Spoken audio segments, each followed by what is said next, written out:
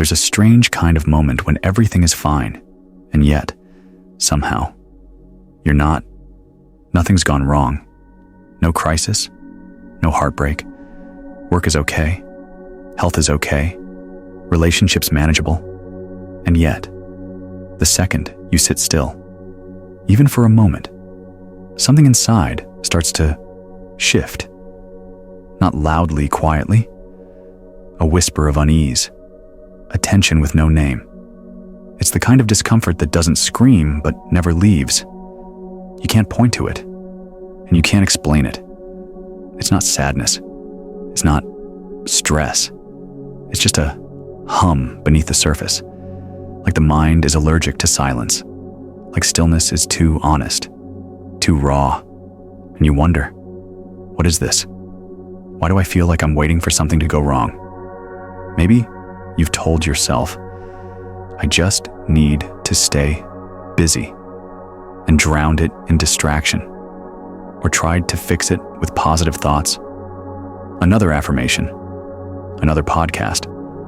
But no matter how much you do, it lingers. No matter how hard you try to think your way out, the fog only thickens. In this video, we're not going to solve the mind by feeding it more thinking. We're not here to argue with your thoughts or replace bad ones with better ones. We're not going to chase peace like it's something you can catch if you just try hard enough. Instead, I want to offer you something quieter, something older than any modern answer. A doorway, not to escape, but to return. Return to a rhythm your body never forgot, even if your mind did. This isn't a philosophy. It's not a hack. It's a way of seeing drawn from Buddhist wisdom over 2,500 years old. Not to elevate you, but to bring you back down into presence, into breath, into now. Over the next few moments, you'll hear truths that don't ask you to believe, only to feel. You'll be guided through insights, not meant to impress your intellect, but to loosen its grip. One by one, we'll peel away the layers, the loops, the stories, the need to know, to fix, to control until what's left is not silence, but space. And maybe, just maybe, you'll begin to understand what no one ever taught you. Peace doesn't come when you control your thoughts. It comes when you stop needing to. If that idea even slightly stirs something in you, stay. You don't have to agree. You don't have to understand. You just have to stay long enough to let your mind sit beside you, instead of dragging you behind it. Let me tell you a story, not to teach you anything new, but to remind you of something ancient that lives inside you. Still, how to be still, without feeling lost. Her name was Alina. By all appearances, she had everything she once prayed for: a stable job in a city she loved, a cozy apartment filled with sunlight and soft rugs, a group of friends who texted her memes and made her laugh until her stomach hurt. Yet, every morning, before her feet even touched the floor, something within her had already begun running. A thought, then another, then 100 more. Regrets, possibilities, plans, warnings. And so, the day began not with breath, but with battle. Alina wasn't broken. She was just tired. Tired in a way that no amount of sleep could fix. It wasn't physical exhaustion. It was the kind that accumulates slowly, layer by layer, until you no longer remember what it felt like to be truly rested. Her body moved through life, but her mind lived elsewhere. Half of her was stuck in moments she could no longer change, The other half was bracing for moments that hadn't happened yet. And in between, nothing, just static. On her way to work, she often stared out the train window, but never really saw anything. Her mind was too loud. It replayed a conversation from 2 years ago. It imagined an awkward interaction she might have tomorrow. It crafted scenarios that would never occur and mourned them as if they already had. Her thoughts weren't trying to torture her. They were trying to protect her. They believed that if they could just think hard enough, prepare well enough, she might avoid pain. But the irony was brutal. The overthinking was the pain. One night, she couldn't sleep. Again, she stared at the ceiling, her chest tight. Not because anything terrible had happened, but because nothing would turn off. She reached for her phone, then stopped. For the first time in a long while, she didn't want distraction. She wanted silence. Not the absence of sound, but the presence of stillness. That night, she remembered something her grandmother once told her. The mind is like a crowded room. You don't need to fight everyone inside.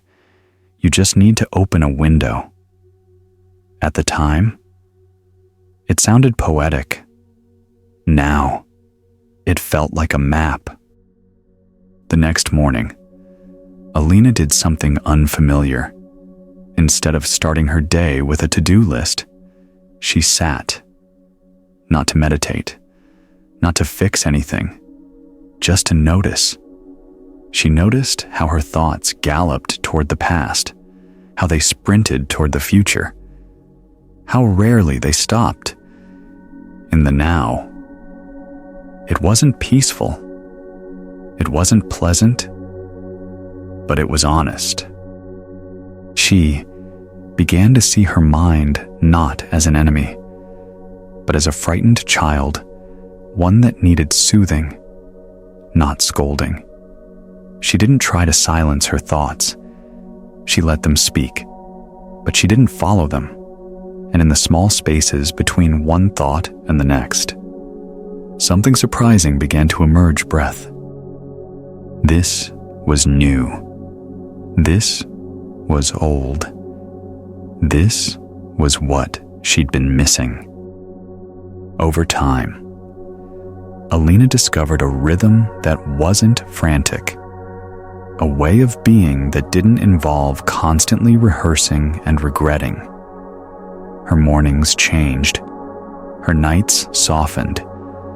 The world didn't stop spinning, but she stopped spinning with it.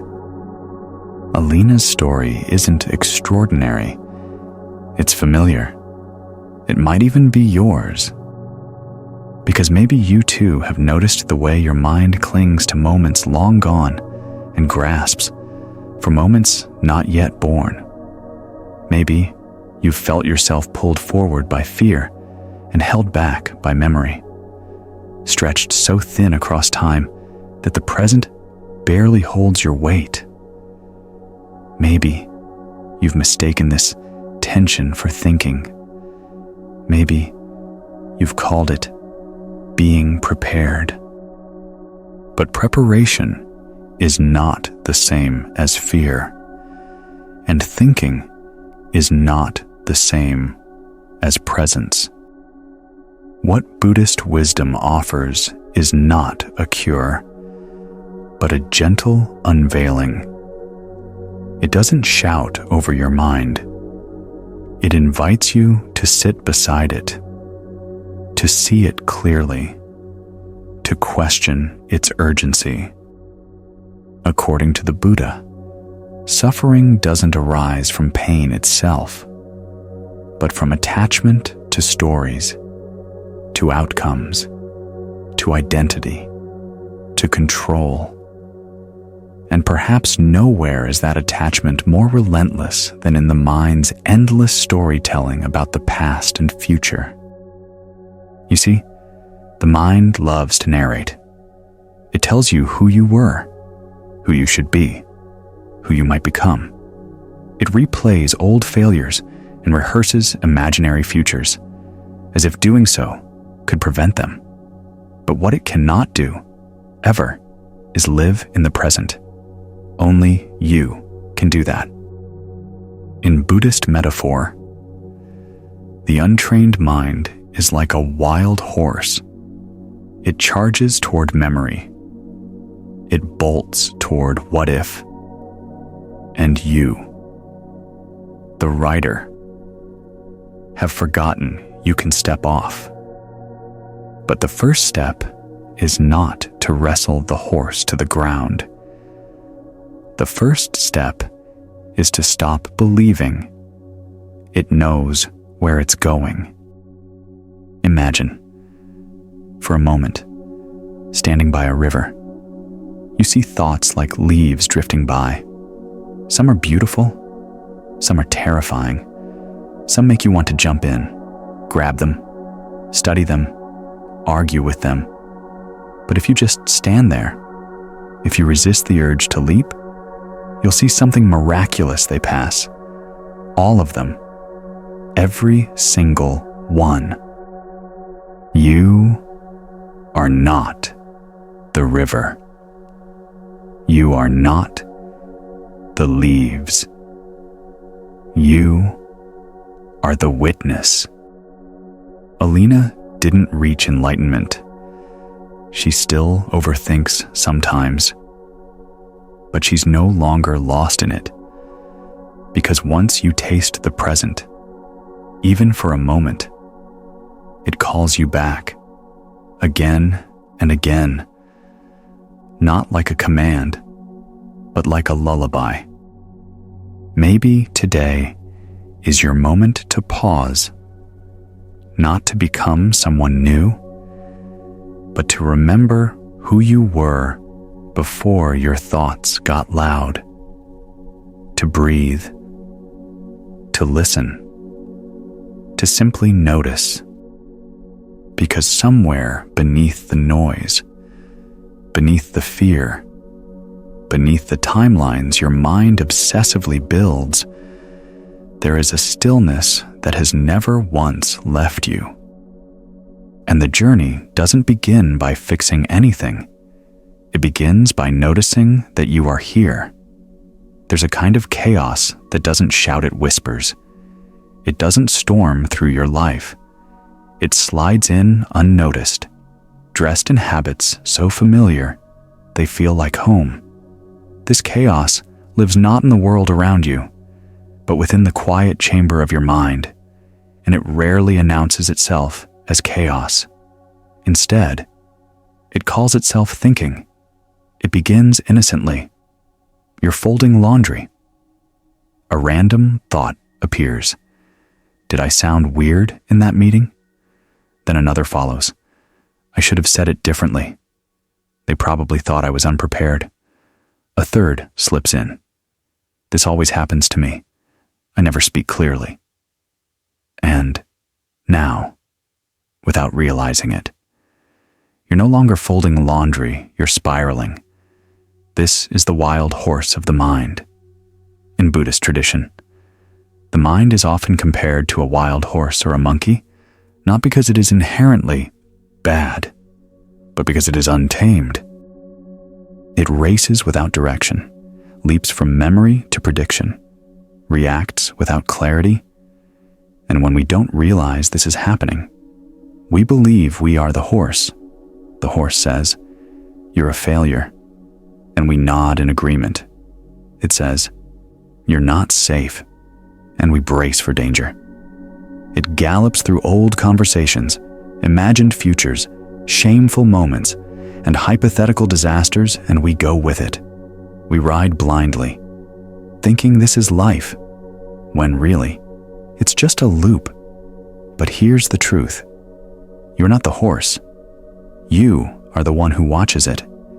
This realization is not just philosophical. It's practical. When you begin to witness your thoughts, rather than fuse with them, something profound begins to shift. You realize that not every thought deserves your attention. Not every mental movie needs an audience, and not every internal voice tells the truth. But the mind resists this awareness. It clings to speed. It fears stillness. Because in stillness, there is no distraction, and in the absence of distraction, we begin to feel. We begin to face what the racing thoughts were trying to protect us from all along: the tender, raw, vulnerable parts of being human. That's why, for many, silence feels unbearable at first. It's not because silence is harsh. It's because the wild horse has never known how to rest. A Zen master once said, "The mind makes a good servant, but a terrible master." Most of us have lived as its servants for too long, obeying every worry, feeding every doubt, answering every mental summons. No wonder we're exhausted. No wonder peace feels so far away. So how do we begin the process of returning home to ourselves? We don't fight the horse. We don't try to break it. We begin by observing it, like a compassionate trainer watching a restless animal. We sit, we breathe, we notice. The first time you try this, the horse won't like it. Your thoughts will rebel. One moment, you'll be breathing. The next, you're remembering what someone said to you in high school, or you're planning how to respond to a text you haven't received yet. Don't worry. This is normal. Each time you bring your attention back to the breath, you're offering the horse a chance to pause. Each exhale is a gentle hand extended, saying, "It's okay. You don't have to run today." And something magical happens with repetition. The horse begins to slow, not because you forced it, but because it starts to feel safe in your presence. You become familiar, reliable. You're not trying to trap it or judge it. You're simply witnessing it with care. This is the foundation of mindfulness sustained. Gentle attention. Noticing the moment when your thoughts begin to race. There it goes again. Planning, predicting, panicking and returning. Softly. To now. Again and again. Without shame, without frustration. Just a quiet commitment to presence. Over time, this practice reveals a truth that lives beneath every thought: that your essence is not chaotic. It is calm. It is not tangled. It is clear. The mind might be a wild horse, but your awareness, the one who sees, is spacious, still, and wise. There's a story in early Buddhist texts about a disciple who asked the Buddha, "What do I do with this mind that keeps running?" The Buddha replied, "You do not chase it. You bow to it. You sit beside it like a friend, until it is no longer afraid." What a radical idea, to befriend the very thing that disturbs you.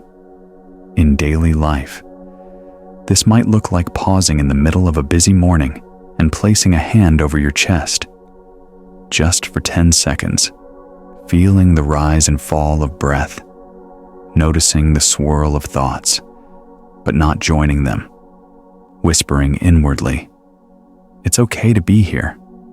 Or it might look like sitting in traffic, and instead of cursing the delay, you take it as an invitation to unclench the jaw, to soften the shoulders, to become aware of how fast the horse has been running today and offer it a moment to stop. You see, peace isn't found at the end of the road. It's hidden in the pauses we're too distracted to notice. It's in the in-between, the breath between thoughts, the silence between words. And here's what might surprise you most. The horse doesn't hate stillness. It just forgot how to rest. With time, the wild horse becomes less wild, not because its nature changes, but because it begins to trust yours. And in that space, the space between thought and response, freedom begins. Freedom from fear-driven planning. Freedom from looping regret. Freedom from the exhausting need to manage everything before it happens. This is not some abstract ideal. It's real. It's practical. And it starts with one breath. Right now, as you listen, you might notice your own horse tugging, pacing, pulling at the leash. Can you watch it? Can you sit beside it for just a moment? Without judgment? Can you remember that you are not the one who runs? You are the one who watches. This is the invitation of Buddhism.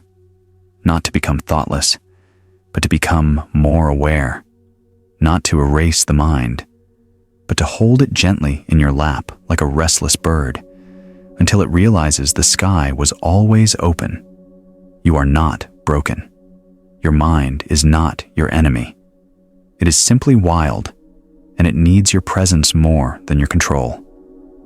And today, in this exact moment, you can begin again, with breath, with space, with compassion. This is how peace begins, not as a destination, but as a quiet, loving return again and again. Every time the horse begins to run, there was a man named Elliot who spent his life building safety nets, not literal ones, but invisible structures made of planning, insurance, savings, backup plans, and backup plans for the backup plans. His calendar was color-coded. His emails were sorted into folders. His house had batteries, candles, and water stored for a power outage that had never come. His favorite phrase was, "just in case." But beneath the surface of all that preparation was fear. A fear so quiet, so camouflaged, that even Elliot didn't recognize it. He just thought he was being responsible. He called it being on top of things. But what he was really on top of was himself. Constantly, tightly, exhaustingly. Then, one day, life happened, not dramatically, just inconveniently. A storm delayed his flight. A meeting got canceled. His phone broke. All minor things. But for Elliot, they felt catastrophic because his entire sense of peace was built on one condition, that everything must go according to plan. And when it didn't, his identity cracked, not because the world collapsed, but because he had built no refuge inside himself. The illusion of control is comforting. It gives us something to hold on to, something to chase, something to blame. But in reality, it is exactly that, an illusion. A delicate performance we maintain in the hope that we'll never be hurt, surprised, or undone. Buddhism teaches that clinging is the root of suffering, not because life is cruel, but because life is fluid, impermanent, shifting. And when we try to anchor ourselves to things that move outcomes, people, plans, even identities, we suffer, not because of the thing itself, but because of our grip. Letting go, then, is not weakness. It is clarity. It is seeing that the tighter we cling, the more we hurt. But letting go doesn't mean giving up. It doesn't mean apathy or laziness. It means loosening the fist, softening the shoulders, trusting that the sky doesn't need your command to remain above you. There's a Zen proverb that says, "Let go or be dragged." Elliot had spent years being dragged by expectation, by timelines, by imagined disasters, but he thought he was steering. He thought the stress was part of success. He didn't see that it was strangling his peace. True strength, he would later learn, is found not in control, but in capacity. The capacity to stay grounded in uncertainty. The capacity to breathe when the plan falls apart. The capacity to smile even when life rewrites your script mid-sentence. Control is rigid. Capacity is fluid. And building that capacity begins with awareness. Noticing the small places where we grip the need to reply instantly. The desire to fix someone's mood. The tension in the jaw when plans shift. Each one a doorway into softness. Letting go is not a single act. It is a daily, gentle unlearning. It's saying, maybe I don't need to be perfect to be at peace. It's whispering, I can rest even if the dishes aren't done. It's knowing, I can be enough without proving anything. In Buddhism, this practice is called upekkha equanimity, a deep, steady calm that doesn't depend on external conditions. It's not numbness. It's not detachment. It's presence without panic. Think of a tree in the wind. It bends. It sways. But it doesn't snap. Why? Because its strength isn't in resisting the wind. It's in moving with it. That is letting go. Not falling apart, but falling into trust. Eliot didn't become a monk. He still plans. He still checks the weather. But now, when things shift, he no longer shifts into crisis. He shifts into curiosity. What is life trying to show me now, he asks. And in that question, there is space. In that space, there is peace. You too might have areas in your life where the grip is tight. Maybe it's your schedule. Maybe it's how others see you. Maybe it's the outcome of something you've worked hard for. Wherever the grip is, notice it, not to shame yourself, but to breathe into it, gently, slowly, compassionately, because the art of letting go is not about losing things. It's about losing the need to control them. And in that loss, you discover something extraordinary. You were never truly safe because everything went your way. You are safe when you realize you don't need things to go your way to be okay. That is freedom. That is strength. That is the wild, quiet power of surrender. There was a time when Mia believed her mind was herself. If the mind spoke, she obeyed. If it worried, she tightened. If it criticized, she shrank. If it panicked, she ran. Never once did she pause to ask, do I have a choice? The mind wasn't just a voice in the room. It was the ruler of her entire inner world. It acted like a king issuing orders, demanding explanations, questioning her worth. And she, like a faithful servant, followed, not because she trusted it, but because she didn't know she could step outside of it. For years, her days were shaped not by reality, but by reaction. If her mind woke up anxious, the whole day turned gray. If her thoughts spiraled into doubt, her body followed with tight shoulders and short breath. If the mind said, "This isn't good enough," she scrambled to fix what wasn't even broken. But something shifted one morning. She was drinking tea. A quiet morning. Nothing urgent, nothing wrong. And yet, her mind began, "You should be working. You forgot something. You're falling behind." But instead of rising to obey, she heard a softer whisper. "Do you really want to spend your life like this?" It wasn't a dramatic moment. No lightning bolt, no chant, no enlightenment. Just a sip of tea and the beginning of a new question. What if the mind is not supposed to lead? What if it's meant to serve from that day? Mia became a student of attention. She began watching her thoughts, not as commandments, but as clouds passing through. She noticed how often her mind acted like a frightened advisor, warning her of dangers that didn't exist, preparing her for futures that never arrived. And the more she observed, the more she saw the mind was never the enemy. It was just overworked. It had been forced into a role it wasn't designed for. The mind is a brilliant tool, sharp, clever, fast, but left unchecked, it becomes a tyrant. In Buddhist tradition, there's a simple but powerful truth. The mind is a wonderful servant, but a terrible master. A servant listens. It supports. It acts when asked. It rests when told. But a master demands, controls, panics, dominates. Most people never notice the shift when the servant takes the throne. It happens gradually. The mind solves a few problems, earns our trust, and then begins to manage everything: our emotions, our relationships, our identity. Soon, we don't just have thoughts, we are our thoughts.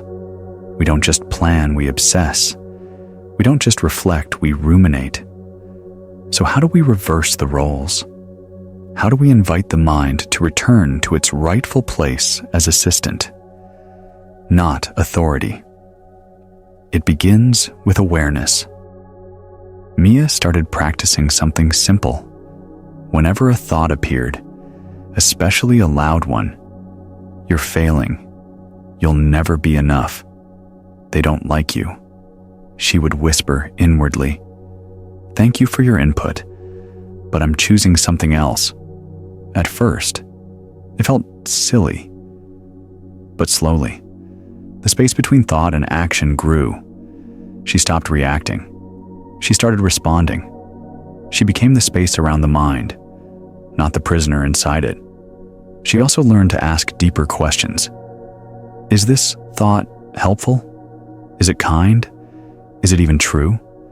If the answer was no, she let it go, not by force, but by focus.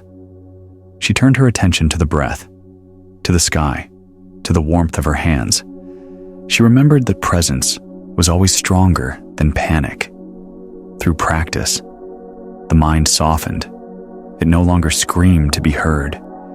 It began to wait, to listen, and eventually, to serve. This is not a perfect transformation.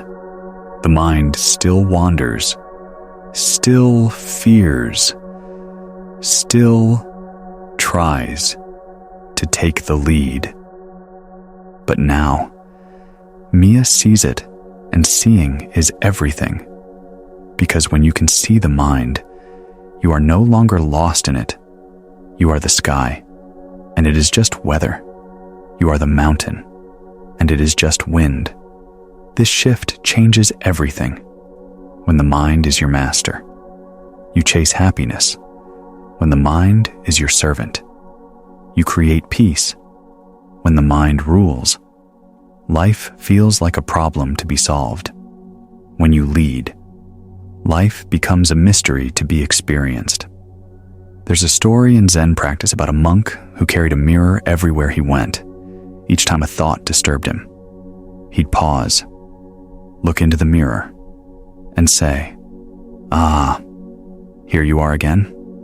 Then he'd bow, not in submission, but in humility, a reminder that even the wildest thought deserves compassion, but not control. That's the art of inner leadership. Not domination, but discernment. Not suppression, but selection. Not war with the mind, but right relationship. In everyday life, this means practicing tiny acts of sovereignty. When a thought tells you to rush, you slow down. When the mind says, "They're judging you," you meet the moment with curiosity instead of defense. When fear screams, "You can't," You place a hand on your heart and ask, who says these are not grand battles? They're quiet revolutions. Moments when you remember that you are not the voice in your head. You are the one who hears it. And as the relationship changes, so does everything else.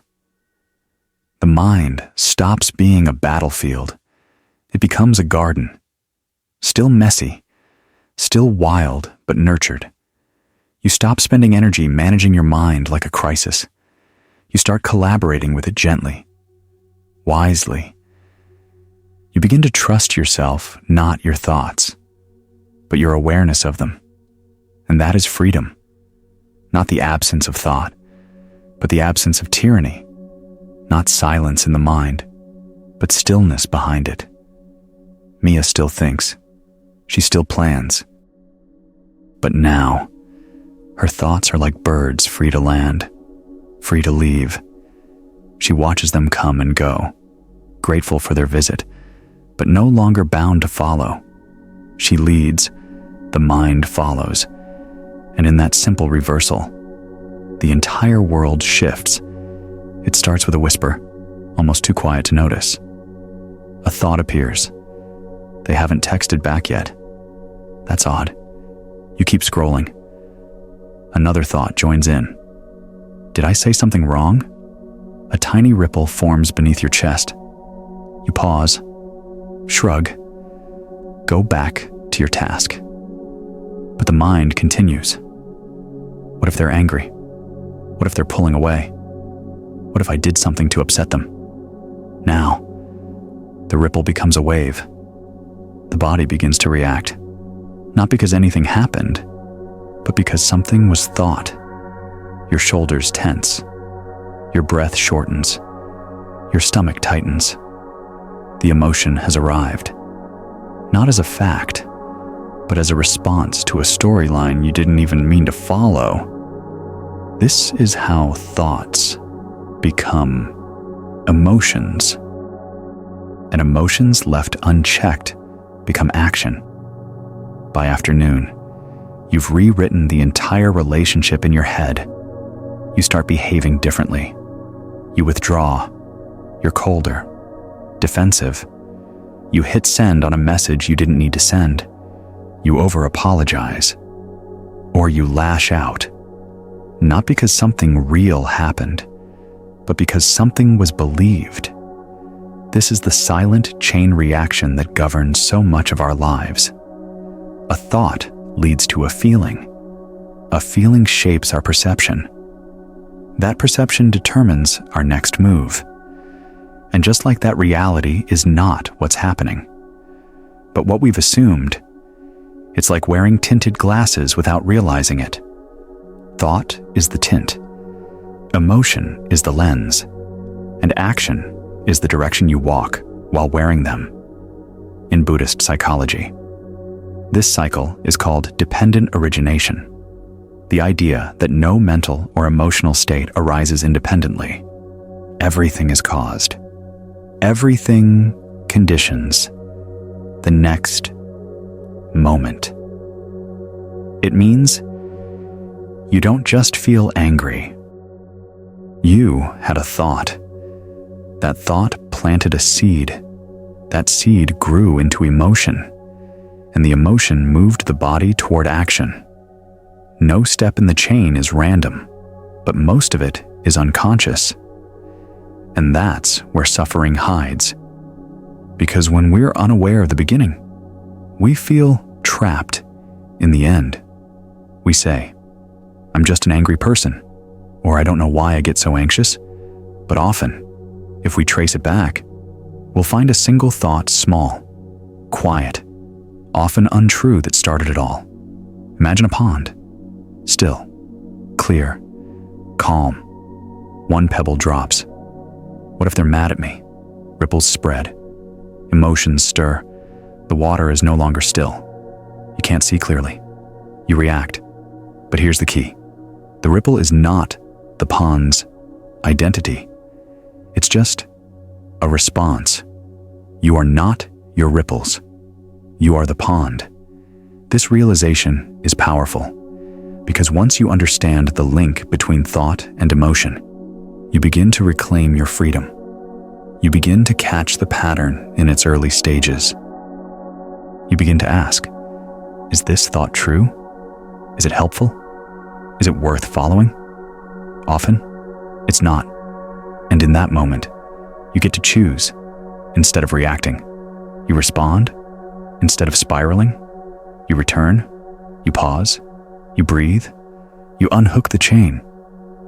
But let's be honest, it's not easy. Because the mind is convincing. It doesn't just present ideas, it dramatizes them. It uses tone, imagery, urgency. It wraps each thought in emotion. So you don't question it. You feel it before you even know what it is. That's why meditation isn't about emptying the mind. It's about slowing the process down enough to see it. You sit. A thought comes. I'm behind in life. You feel tight, sad, frustrated. But instead of reacting, you stay. You observe the emotion as energy. You trace it back. Ah, a thought. And now you have a choice. You can believe the thought, or you can watch it pass. Over time, this witnessing builds a muscle. A space grows between impulse and action. That space is freedom. Viktor Frankl once wrote, "Between stimulus and response, there is a space. In that space is our power to choose, and in our choice lies our growth and our freedom." Buddhism says the same, in its own language, that suffering arises not from experience, but from identification, not from thought, but from clinging to thought as truth. The mind is not the enemy. It's just fast. Emotion is not the problem. It's just feedback. Action is not the issue. It's just momentum. But when we allow unconscious thought to become our compass, we wander. We live in reaction, and we mistake that reactivity for personality. That's just who I am, we say. But often, it's just a pattern we never pause to examine. So what's the practice? It begins with one simple intention to notice. When a strong emotion rises, pause, ask, what was the thought before this feeling? Sometimes it's obvious. Sometimes it's buried. But either way, the question opens space. The space softens reactivity, and softening creates possibility. Imagine if, before sending the angry email, you paused to trace your emotion. Imagine if, before turning away from someone you love, you asked yourself what thought triggered your hurt. Imagine if, instead of trying to fix the emotion, you just honored its origin and chose presence instead of pattern. That's the transformation. Not suppression, but understanding. Not denial, but direction.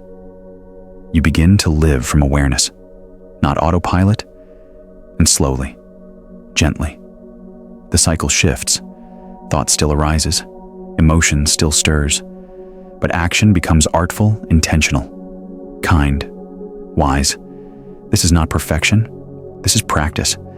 And each moment you choose to pause instead of react, to observe instead of obey, is a victory. A small, invisible, powerful victory. Because you are no longer the servant of thought. You are the space that sees. And that space is where peace begins. There's an ocean inside you. Not of water, but of thought. Every day, waves rise and fall ideas, worries, memories, plans, some small, barely noticeable, others towering, loud, impossible to ignore, and like swimmers caught in the tide, we often find ourselves pulled in, dragged out, spun around, not because the ocean demands it, but because we never learned how to stand on the shore. Thoughts are like waves. They form from winds. We often don't control conversations, childhood patterns, passing moods, news, headlines, even the weather. One moment the sea is calm, the next, it's crashing.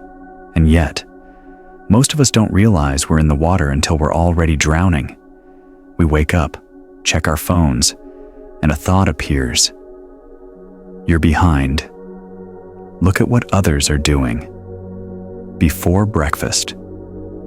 A second thought. You're not doing enough. By mid-morning, we're already 3 waves deep fighting to swim, forgetting we can float. But here's the question. If thoughts are just waves, why do we keep swimming? Why do we chase every ripple? Why do we let each mental wave decide our direction, our mood, our worth? It's not because we're broken. It's because we were never taught to observe the ocean, only to survive it. From a young age, we're told that thinking is what makes us smart, successful, safe. We learn to plan, analyze, solve. But no one tells us that thinking has a current, that thoughts carry energy, that some thoughts pull us under, not because they're true, but because we've never questioned their weight. And so, we swim, instinctively, compulsively, endlessly. The wave says, what if they leave you? And we dive in. The wave says, you're not enough. And we believe it. The wave says, fix this now. And we panic. Each wave promises clarity, closure, control. But what it often delivers is exhaustion. Have you ever noticed how tired the mind can make you, even when your body hasn't moved?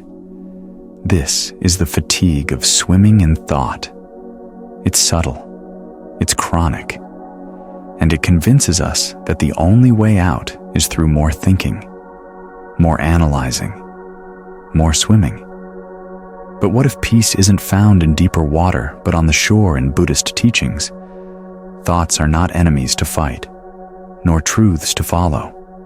They are seen as mental formations, sita sankhara, temporary, conditioned, arising and passing, like clouds in the sky, like waves on the sea. They come, they go, and you are the sky. You are the ocean floor. You are not the weather. You are the witness. But seeing this takes practice. It takes pausing long enough to notice I'm caught in a wave again. It takes asking, do I need to swim right now? Or can I let this pass? The challenge is that not all waves feel dangerous. Some feel productive. The mind says, you need to fix this. And we agree. The mind says, they shouldn't treat you that way. And we rehearse comebacks. The mind says, figure this out now. And we dive into problem solving, even when no problem exists. These waves wear the costume of urgency, but beneath it is often fear, fear of not knowing, not controlling, not being in charge. So we keep swimming, not toward anything, but away from discomfort, discomfort with uncertainty, discomfort with silence, discomfort with just being. But here's the paradox. The more we swim, the farther we drift from the very shore we're longing for. Peace isn't found by solving every thought. It's found by relating to thoughts differently, by seeing them as visitors, not rulers, by letting them pass, not pulling them close, by choosing presence over pursuit. There's a story told by an old meditation teacher. A man is standing in the middle of a river, arms flailing, struggling not to drown. A monk walks by on the shore and asks, "Why don't you stand up?" The man freezes. He realizes, the water is only waist deep. This is us, most days. drowning in waves that don't require swimming, struggling with thoughts that only need witnessing, because most thoughts don't ask for action. They ask for space. They need to be seen, not solved. And when we learn to stand in the river, grounded, calm, aware the waves lose their power, not because they disappear, but because we stop mistaking them for truth. This is the essence of mindfulness, not escaping thought, but engaging with it differently, watching the wave rise, peak, and fall without riding it, letting it speak without obeying it, breathing through it without bracing for it. The breath becomes your anchor. The body becomes your compass. The present moment becomes your home. And the ocean, wild as it is, becomes something beautiful, not something to fear. Maya Angelou once said, "You may not control all the events that happen to you, but you can decide not to be reduced by them." The same is true for thoughts. You may not choose every wave that rises, but you can choose whether or not you swim. You can choose to watch instead. You can choose to breathe instead. You can choose to return again and again to shore. It won't always be easy. Some waves are strong. Some are ancient. Some are tied to wounds you've carried for years. But each time you stand instead of swim, you grow, you learn. You remember the ocean is vast, but so are you, and no wave lasts forever. Even the most convincing thought, "I'm not lovable, I'm not enough, I'll never be okay," even that wave crashes, and what remains after you?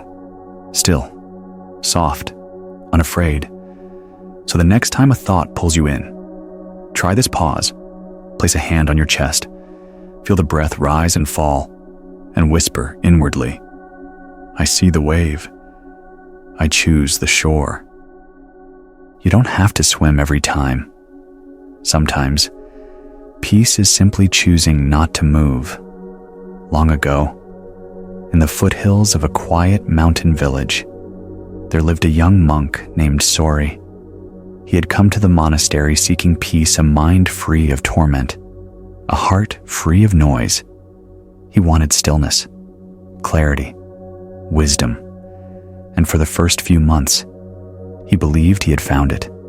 The silence of the temple, the discipline of routine, the simplicity of robes and bowls and morning chants. But over time, something began to happen. Though the outer world slowed, the inner world remained chaotic. His thoughts still raced, his memories still clung, his fears still whispered in the dark. He sat on the meditation mat, eyes closed, breath steady. But the mind did not rest. It leapt, it wandered, it judged. And he began to wonder, am I broken? Is there something wrong with me? Why does my mind not obey? Even here one morning, Sori approached the old master of the temple, a silent man with a gaze like water and a voice that rarely rose above the wind. "Master," Sori said, bowing low, "I do everything I'm told. I sit in meditation. I follow the precepts. I eat mindfully. But my thoughts, they will not quiet. My heart feels murky. I fear I will never find peace." The master looked at him, then nodded once. "Come," he said, "bring your alms bowl." Sori did as instructed. They walked together to the edge of the forest, where a small pond shimmered beneath the trees. The master dipped the monk's bowl into the water until it was full, but the water was muddy, disturbed by his movements, clouded by silt. "Now," said the master, "make it clear." Sori looked confused. "How?" he asked. "Use your hands," said the master. The young monk plunged his fingers into the bowl, trying to stir the dirt downward, then scooped water out, poured some in. The more he tried, the worse it became. The water only grew murkier. After some time, he looked up, frustrated. "I can't," he said. "The more I touch it, the more disturbed it gets." The master smiled gently. "Exactly." Then he took the bowl, set it down on a stone, and stepped back. "Now wait." Sori watched. Minutes passed. Slowly, the water began to settle. The particles floated downward. The mud no longer swirled. What once was opaque became transparent. Without a single movement, the water cleared, and the master said, "This is your mind." Sori stared into the bowl, speechless.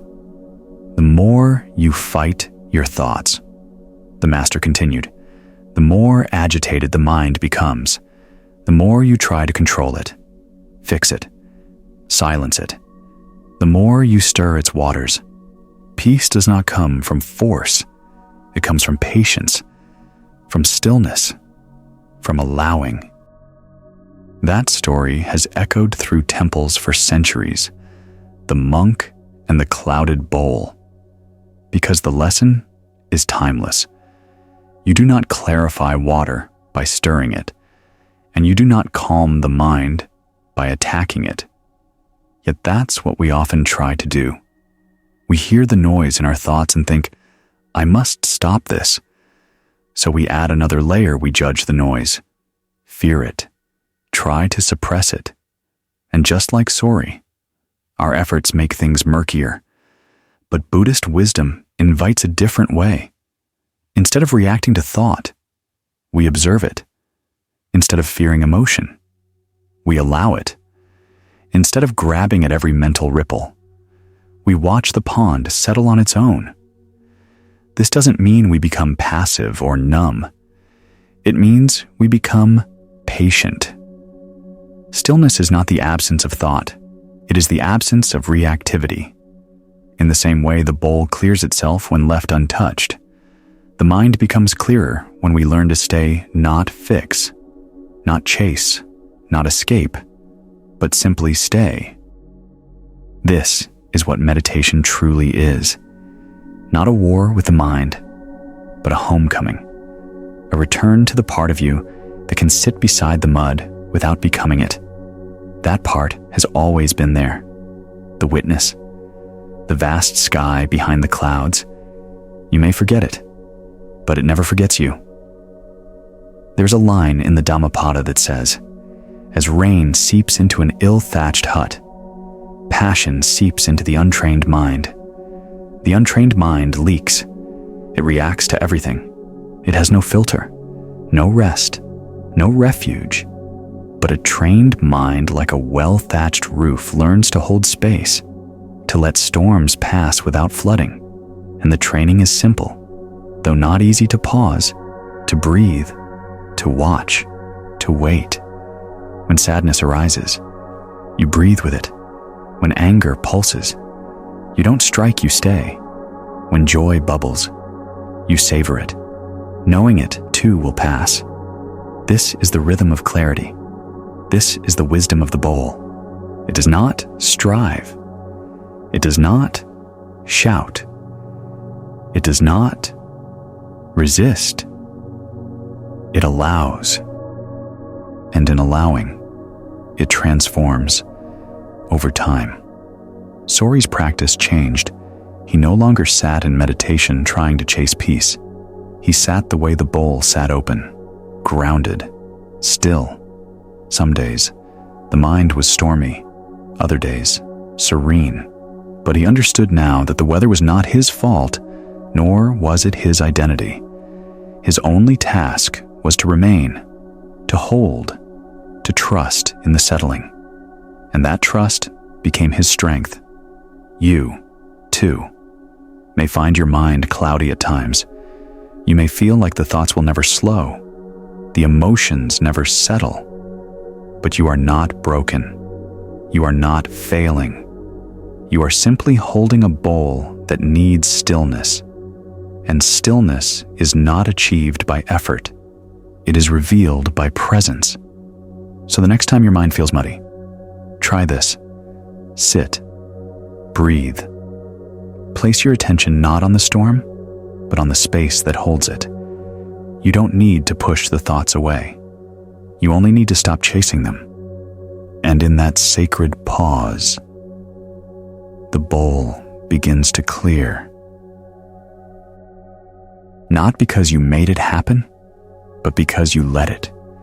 This is the hidden power of surrender. This is the soft strength of stillness. This is the path not of force, but of freedom. The bowl is always with you. The water may stir, but the wisdom remains. And all you must do is wait. There is no voice more convincing than the one inside your head. It knows your history. It speaks your language. It uses your memories as evidence, your fears as punctuation, your dreams as bait. It whispers, comments, narrates not once, but all day long. And perhaps the most dangerous thing about it is how believable it sounds. A thought appears. You're not doing enough. And without question, you believe it. Another. They don't really like you. You nod silently. Of course, it must be true. A third. You'll never change. And the heart shrinks. Not because it's true, but because it feels true. This is the great misunderstanding that every thought must be a fact. But it's not. Thoughts are not truth. They are possibilities, projections, echoes. Not all of them are helpful, and very few of them are neutral. Yet we rarely stop to ask who is speaking and why do I believe them. Buddhism offers a crucial distinction. The mind is not the self. Just because a thought arises doesn't mean it's yours. Just because it sounds familiar doesn't mean it's accurate. The mind is a storyteller, not always a truthful one. Imagine this: a radio in your kitchen, always on. Sometimes the station plays uplifting music. Other times, angry rants.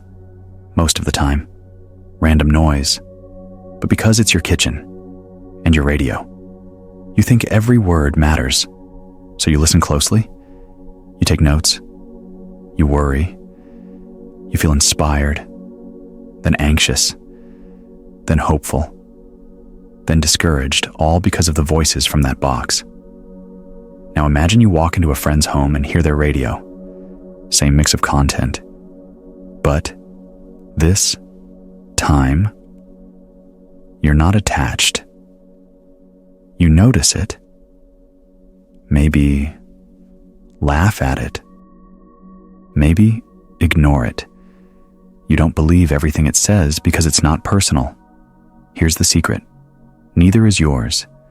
Your mind is not a personal oracle. It's a pattern machine. It collects. It repeats.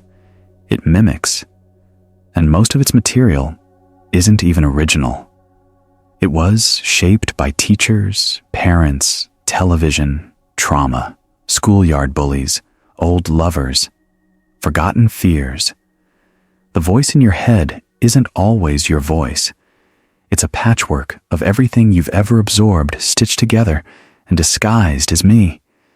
When you believe every thought as truth, you suffer twice. First, from the thought itself. Second, from the shame of believing it. You think I'm failing. Then feel ashamed for failing. Then feel ashamed for feeling ashamed. And the loop tightens. This is how identity gets tangled in illusion. You are not failing. You are believing a thought that says you are. And that thought may not be true. In the teachings of the Buddha, there's a story of a man shot by an arrow. Instead of removing it, he insists on knowing who made it. What was their caste? What kind of bow did they use? What tribe were they from? The Buddha says, by the time you answer these questions, you will be dead. Just remove the arrow. The mind, too, is full of arrows. And often, we don't question the pain. We question everything else. We spin in thoughts, theories, what ifs. But the simplest truth is a thought hurts. Let it pass. Don't argue. Don't personalize. Don't follow it home. Just return to the breath, to the body, to the moment. You don't need to replace the thought. You don't need to prove it wrong. You only need to see it as a thought, nothing more. This is where freedom begins. When you stop treating thoughts like commands and start seeing them like clouds appearing, passing, shapeless, impermanent. A monk once told a student, when a thought says you're not enough, ask compared to what? Compared to whom? According to which rule, the student said nothing. The monk smiled and said, good, because the mind has no answer.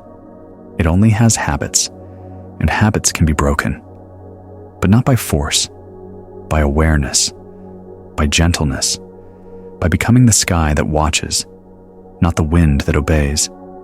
When a thought rises, especially a painful one, try this. Don't push it away. Don't prove it right. Just name it a thought. That's all. Not a sentence, not a truth, just a flicker. And then return to now, to the taste of your tea, to the sound of your breath, to the warmth in your hands, because the present moment has no judgment. Only the mind does. The moment just is, and in it, you are whole, unbroken, untouched by whatever storm is playing in the background. You don't have to stop thinking. You only have to stop believing everything you think. That one shift can change everything. There is something strangely comforting about thinking. Even when the thoughts are dark, even when they make us anxious, even when they spin us in circles and leave us more exhausted than before, we return to them over and over as if they're keeping us safe. And in a way, they are, not because they're helpful, but because they create the illusion of control. The mind says, if I just think hard enough, I can prevent what I fear. It says, if I plan every detail, nothing unexpected will happen. It says, if I replay what went wrong, I won't make the same mistake again. And in believing that in buying into the performance of mental preparation, we feel momentarily reassured. It's not the situation that's soothing us. It's the thinking about it. But beneath that comfort is fear. Fear of uncertainty. Fear of powerlessness. Fear of letting go. So, we cling to thought. Not because it brings peace, but because it gives the appearance of order. This is the paradox. The more afraid we are of losing control, the more we rely on thinking to simulate it. And the more we think, the more we disconnect from the present. The future becomes a mental battleground. The past becomes a museum of regrets. And the now, the only place life ever happens, becomes a ghost. Let's take an example. A woman named Claire loses her job. She's sitting at home. It's quiet. There's no immediate danger, no emergency. Just a Tuesday afternoon, but her mind doesn't stay in the room. It races. What will I do for money? What if I can't pay rent? What if I'm never hired again? What if I lose my home? Each thought arrives like a soldier, trying to defend her, trying to strategize, to solve, to prepare. She feels overwhelmed, not because her life is falling apart, but because her mind is presenting 100 versions of how it could. And yet, if you asked her to stop thinking, she'd resist. Why? Because stopping feels like surrender. Stopping feels like danger. The thinking, though painful, feels productive. It feels like action. It feels like she's doing something, even when nothing is being done. This is the illusion. Thought gives us the sensation of motion, of movement, of involvement, but it rarely brings clarity. Why? Because clarity doesn't come from controlling thought. It comes from seeing beyond it. In Buddhist philosophy, this is called the second arrow. The first arrow is the event, the job loss, the breakup, the illness. The second arrow is what the mind does with it, the spiraling, the catastrophizing, the endless stories. And that second arrow often causes more pain than the first, because the first is life, the second is mental theater. We think if we replay it, reanalyze it, rework it, we'll gain power over it. But often, the opposite happens. We become trapped in loops that go nowhere. There's an old saying, you cannot calm the storm, so stop trying. What you can do is calm yourself. The storm will pass. But the mind wants to outthink the storm. It wants to calculate the wind, measure the rain, predict the lightning. And in doing so, it forgets how to be still. It forgets how to trust. Trust is the opposite of control.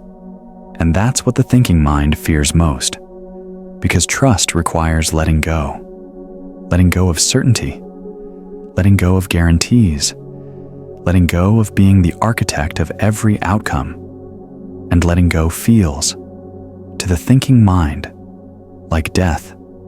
But in truth, it is the beginning of freedom. Because when you no longer need to mentally control the future, you begin to live in the present.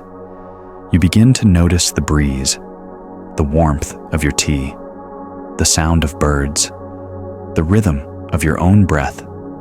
You begin to experience, not calculate. You begin to trust, not predict.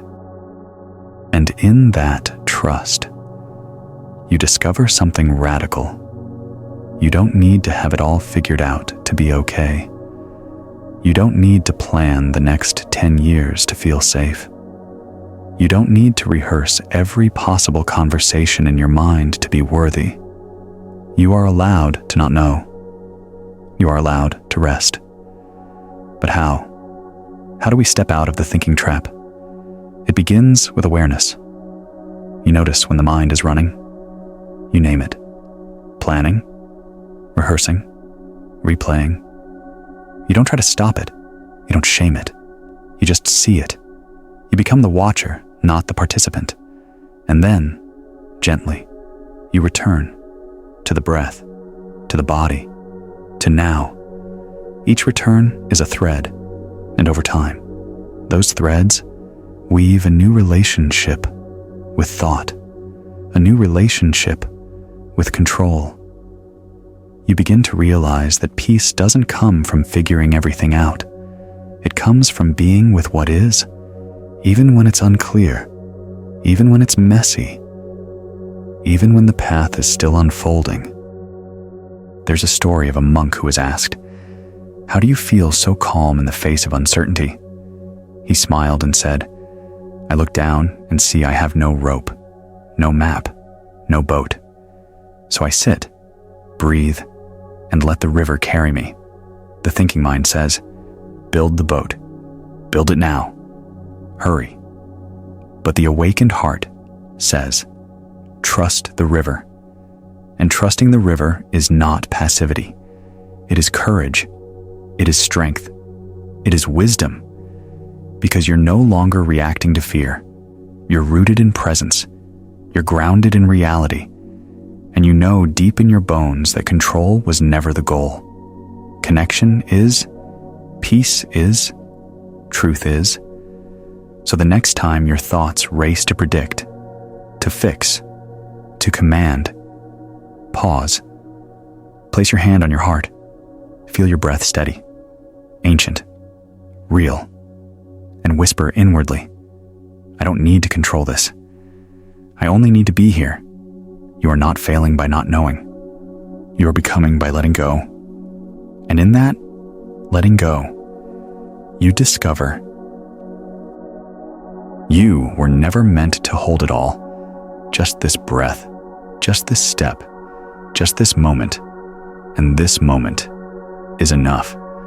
There is a path that runs through every life winding, uneven, often unclear. We call it the future. And no matter how much we plan, predict, or pray, we cannot see it fully. It remains shrouded, just ahead of our feet, always slightly out of reach. This is the nature of uncertainty. It is not a flaw in life, it is the essence of life. And yet, we resist it with everything we have. The mind wants to know. It wants answers. It wants maps, guarantees, contracts. It believes that if it can just predict what's next, it will be safe. It believes that clarity is the key to survival. But what if it isn't? What if peace isn't found in knowing, but in meeting the not knowing with grace? There is an old parable about a pilgrim named Naro who journeyed through the desert, seeking a place called the Land of Peace. He had read about it in sacred texts. He had heard whispers from traveling monks, a land where people lived without fear, without confusion, without pain. So he packed provisions, made charts, studied routes. But as he walked, the road forked again and again. No signposts, no markers, just wind and sand and sky. Each time he came to a split, he would stop for hours, sometimes days, paralyzed by indecision. What if this is the wrong way? What if that one leads to danger? His water ran low. His heart grew heavy.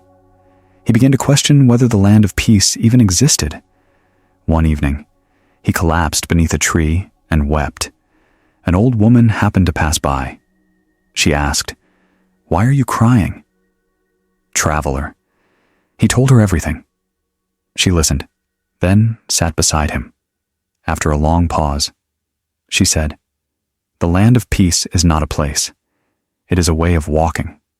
Naro furrowed his brow. "What do you mean?" She smiled gently. "It is not about choosing the right path. It's about how you walk the one you're on.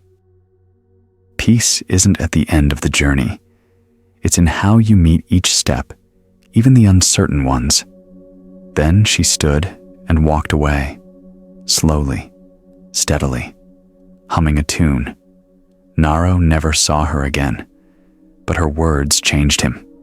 He still didn't know which road was right, but he began to move with softness, with trust. He made choices without panic. He walked not to arrive, but to experience, and somewhere along the way, he realized he had found the land of peace, not because life became certain, but because he no longer needed it to be. Uncertainty is the true terrain of existence. Every day we live in questions. Will this work? Will they stay? Will I be okay? And most of the time, we don't get answers. We get moments, conversations, glimpses, experiences. Trying to force certainty out of life is like trying to squeeze water into a shape. The tighter you grasp, the more it slips through. But if you cup your hands gently, just enough to hold, the water stays. This is how we hold uncertainty, not with fear, with reverence, with openness, with presence. When you accept that not knowing is part of the path, your nervous system begins to relax. The heart becomes curious. The breath softens. You begin to ask different questions. Not what's going to happen, but how will I meet what happens? Not how can I prevent this, but what part of me is afraid? Not how do I gain control, but can I learn to trust? Trust is not naive. It's not passive. It's courageous. To trust is to say, even if I don't know what comes next, I know I can meet it. To trust is to say I've walked through confusion before. I've survived. I've grown. To trust is to remember. Every time I tried to control everything, I only exhausted myself. And so we let go, not because we have no options, but because we've seen the cost of clinging. We begin to move like the pilgrim, not rushing, not paralyzed, but steady, attuned, willing. Uncertainty loses its grip not when it disappears, but when we stop needing it to. When we allow life to unfold in its own rhythm. When we understand that peace does not require knowing, only presence. Because what is certainty? Really, a thought, a projection, a mental comfort blanket. But life was never made of certainties. It was made of sunrises and goodbyes, of laughter and losses, of seasons that change without asking our permission. The tree does not demand a forecast before blooming. The river does not need a map before flowing. And you are allowed to not know. You are allowed to pause at the fork in the road and take a breath. You are allowed to take a step without needing to see the whole path. And with each uncertain step, you grow something more precious than confidence. You grow resilience. You grow humility. You grow grace.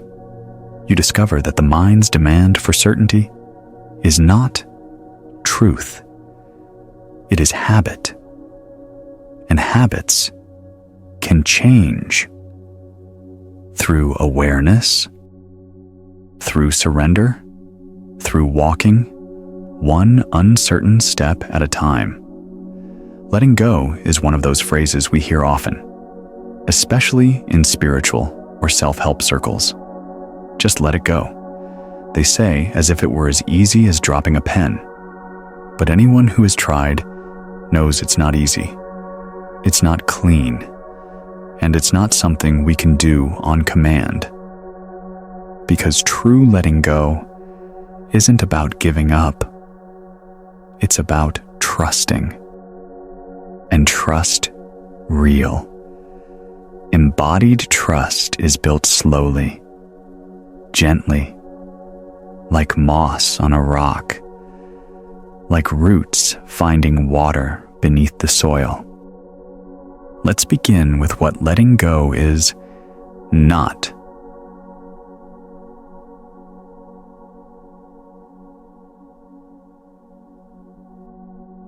It's not pretending something doesn't matter. It's not denying pain. It's not moving on while secretly holding on. Letting go doesn't mean apathy. It means spaciousness. It means loosening the grip of control. It means softening around the thing we're clutching the outcome, the person, the belief, and allowing life to move as it needs to. In Buddhist teachings, clinging is one of the root causes of suffering, not because desire itself is wrong, but because of how tightly we hold. We believe that if we can just hold on hard enough, long enough, we'll be okay. We fear that without our grip, we'll fall apart.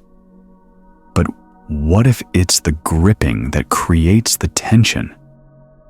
Imagine holding a rope. At first, you're pulling it to save something. But after a while, it burns your hands. Your muscles cramp. Your heart races. And still, you hold You don't realize the danger has passed. The only thing left is the habit of tension. This is how the mind operates. It holds long after the moment has gone. It clings to stories. It loops through what-ifs. It keeps the grip, not out of need, but out of fear. And fear makes us believe that if we let go, we'll fall. But what if we'd land? There's a story of a man climbing a mountain. Halfway up, he slips and grabs a branch to stop his fall. He's hanging there, screaming for help. Hours pass. No answer. Finally, in desperation, he prays. A voice says, "Let go." He pauses. "What?" The voice repeats, "Let go." He thinks the voice must be crazy. He tightens his grip. The next morning, rescuers find him. He had been hanging just 1 foot above the ground. This is how most of us live, dangling, exhausted, clinging, not because we have to, but because we don't realize how close we are to solid ground. Letting go is not about the fall. It's about finding out you can stand. And to stand, we must trust something deeper than thought. We must trust awareness. Awareness is the part of you that watches without clinging. It sees the thought, the feeling, the fear, but it doesn't fuse with them. It knows they come and go. It knows they are clouds, not the sky. When you let go from this place, it's not a performance. It's not an effort. It's a return, a remembering. You realize this too can pass, and I can remain. But let's not romanticize it. Letting go often feels like loss. It feels like heartbreak. It feels like failure. Because part of you has to die, the part that was holding on. The identity built around it. The certainty that came with control. So grief is part of the process, but so is rebirth. Because in every release, there is room for something new.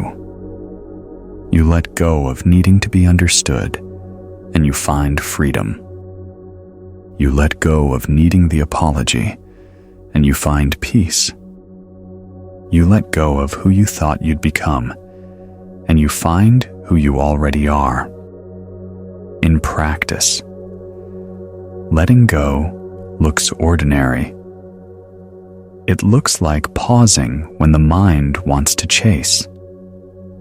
It looks like breathing when the heart wants to clench.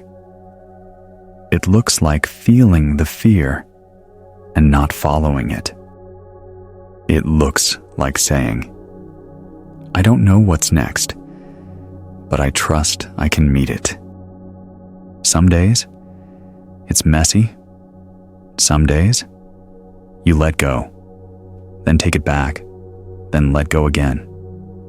That's okay. Letting go is not a switch. It's a rhythm. And each time you return, each time you loosen the grip, even just a little, you're building trust. And trust, not force, is what allows the heart to rest. There's a phrase in Zen, "Let go," or "be dragged." It sounds harsh, but it's tender, because life will move. Change will come. And if we hold too tightly to what was, we miss what is. Letting go doesn't mean losing love. It means loving without needing to possess. Letting go doesn't mean giving up on dreams. It means releasing the rigidity around how they must unfold. Letting go doesn't mean not caring. It means caring fully, without clinging to outcome. So ask yourself gently, what am I holding that no longer serves? What would it feel like to loosen my grip just a little? Can I trust that I am safe enough to soften? You don't have to let go all at once. Just begin. One breath, one exhale, one moment at a time, and you may discover what you were afraid to lose was never your ground. Your ground is here, in awareness, in presence, in trust, and from that ground, you can live not clinging, not fleeing, but free. The idea of letting go sounds beautiful in theory, but what does it look like in practice in the middle of a noisy city, a hectic workday, a difficult conversation with a loved one? How do we release when deadlines loom, inboxes overflow, and our calendars are full of obligations we barely remember agreeing to? Letting go in modern life is not about retreating to a monastery or quitting everything. It's about shifting your relationship with what's already here. It's about weaving spaciousness into the fabric of daily moments, even in the midst of chaos. Take traffic. For instance, you're stuck on the freeway, late for an appointment. The mind starts its dance. I'm going to be late. They'll be upset. I should have left earlier. This always happens. You grip the steering wheel, shoulders tense, heart races. This is the perfect place to practice. Letting go doesn't mean liking the traffic. It means softening the narrative around it. You notice the tension. You take a breath. You say gently, I'm doing what I can. This moment is already here. And with that one breath, space returns. You're still in traffic. Yes, but you're not trapped inside your thoughts. Letting go is not about changing the outside. It's about releasing the inner resistance. Or consider relationships. Someone you care about says something sharp.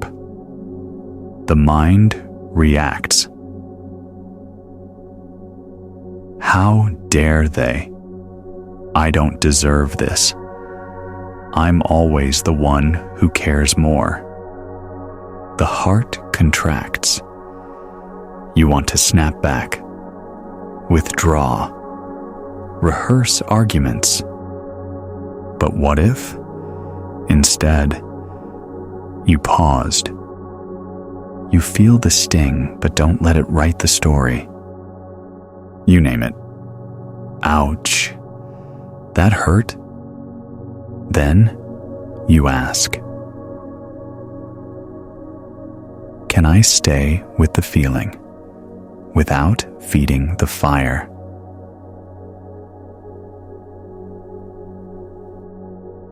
Letting go here doesn't mean suppressing your needs. It means refusing to let old wounds dictate your response. It means acting from presence, not pattern. The more you practice in these small moments, the more letting go becomes a reflex, not an effort. Even in ambition, letting go has a role. You can still pursue dreams. You can still set goals, build, strive, but you release the grip on how it must unfold. You trust the process even when it detours. You do your part and surrender the rest. This kind of letting go is not passive. It's powerful because it frees you to act without being possessed by outcome. You can show up fully and release what you can't control. You can work with integrity and sleep at night, even if the result isn't perfect. You can love deeply and not crumble if love changes form. Modern life constantly tempts us into control. We're taught to plan everything, to optimize, to fix. But peace is not a project. It's a presence. And letting go is the art of returning to that presence over and over. There's a practice called the sacred pause. It's just one breath. You stop, you feel, you breathe. And in that pause, you remember, this moment is enough. I don't have to carry it all. Even technology can become part of the practice. Every time you check your phone mindlessly, that's an invitation to pause, to notice the craving for distraction, for escape, to breathe instead of scroll. Letting go in modern life means using the life you have as the path, not waiting for a quieter one. It means transforming mundane moments into sacred ones. The walk to the mailbox, the dishes in the sink, the silence before sleep. These are the altars of modern mindfulness. Each is a chance to exhale, to loosen the grip, to come home, because letting go isn't about giving up on life. It's about stepping into it fully, freely, lovingly. It's about trusting that who you are without the clench is enough, that you don't need to manage every moment to be safe, that you can be with life, not against it. And in that softness, you begin to remember, you were never meant to hold it all. Just this breath, just this step, just this moment. And this moment is yours. There's a strange silence that emerges the moment we turn off the noise. When we close the laptop, turn off the notifications. Sit down without distraction. It's not peace we feel first. It's discomfort, restlessness, a sudden flurry of inner chatter that had been masked by the day's activity. This is the monkey. Mind, a term borrowed from ancient Buddhist texts, describing a mind that leaps from branch to branch, never still, never satisfied.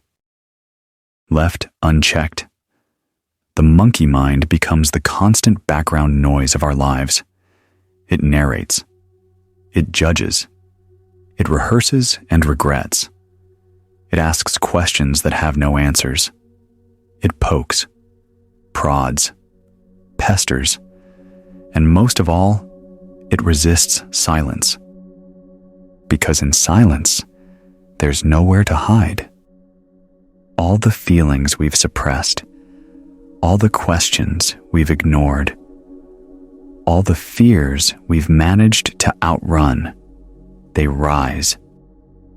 And the monkey panics. It says, "Quick, think something, do something, scroll, snack, schedule anything but sit here." Stillness feels scary because it strips away the distractions we use to protect ourselves from ourselves. But here's the deeper truth. Stillness is not what's frightening. What's frightening is facing what stillness reveals. And yet, what it reveals is also what can heal. The monkey mind believes that movement equals safety. It's ancient wiring. If I stay alert, if I keep thinking, I'll stay alive. But in the modern world, this survival strategy backfires. Instead of keeping us safe, it keeps us anxious. Instead of protecting us, it prevents us from resting. It makes silence feel like failure. So when we sit to meditate, or even just to pause, the monkey starts to scream. This is boring. This is pointless. You should be doing something. This isn't working. And we believe it. We stand up, we move on, we assume we can't meditate. But meditation isn't about silencing the monkey. It's about watching it, noticing its patterns, naming its games, and gently choosing not to play. Imagine this. You're sitting in a park. A monkey comes up, claps cymbals in your face. You don't scream, chase it, or try to match its noise. You smile. You let it pass. That's how we meet the mind. With humor, with distance, with kindness. Stillness teaches us that we are not the monkey. We are the watcher. We are the sky, spacious, vast, unchanged by the passing clouds. But reaching that knowing takes courage. Because first, we must be willing to hear the noise. We must sit in the storm not to fight it, but to witness it. And over time, something shifts. The monkey gets quieter, not because it's gone, but because it's been seen. Because you no longer take it personally. Because you've stopped chasing every branch it jumps to. And in that space, stillness grows. Stillness is not sterile. It's not the absence of thought. It's the presence of awareness. It's a kind of listening to your breath, your body, your truth. It's a sanctuary inside you, always available even in chaos, especially in chaos. The monkey mind isn't a problem to fix. It's a part of you that needs compassion. It needs boundaries. It needs structure. It needs the gentle repetition of coming back again and again to now. So when silence feels scary Remember, that's not a sign you're doing it wrong. It's a sign you're meeting the edge of transformation. Keep going. Let the monkey chatter. Let the discomfort rise. Breathe anyway. Sit anyway. And know, on the other side of noise is not emptiness, but peace. Not void, but presence. Not fear, but freedom. Once, in an ancient kingdom nestled between mountains and sea, there lived a wise and weary king. His name was Jaya, and though his people adored him and his empire was vast, his nights were haunted by restlessness. The palace was grand, his advisors were loyal, his legacy was secure. But when the moon rose and the halls grew quiet, the king's mind would wake racing, arguing, reliving, rehearsing. He would pace in his chambers, ask questions no one could answer, rehearse conversations that never came, doubt his own decisions, worry about things that hadn't happened. One night, desperate for sleep, King Jaya summoned his chief advisor. "Find me peace," he ordered. "I cannot lead if I cannot rest." The advisor bowed. "Perhaps it is not peace you lack, my king, but silence." "Then find me silence." The next morning, the advisor returned with a peculiar creature, a very old, very ragged monkey. The monkey's eyes were wild, its movements twitchy, its fur matted. It would not sit still. "This," said the advisor, "is the oldest monkey in the kingdom. He has seen war and famine. He has lived in temples and jungles. Watch him, and you may learn." The king scoffed. What can a monkey teach a king? But the advisor left, and the monkey stayed. At first, the king tried to ignore it, but the monkey clanged plates, swung from chandeliers, screeched at shadows. It was chaos. Furious, the king shouted, "Get this beast out of my palace." But then he paused, because something strange was happening. The more time he spent watching the monkey, the more he realized it behaved just like his mind.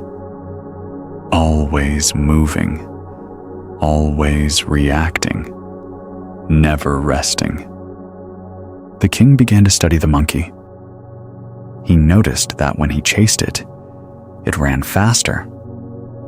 When he shouted, it screamed louder. But when he sat quietly, the monkey paused. When he breathed slowly, the monkey slowed. When he watched without judgment, the monkey grew calm. It was a revelation.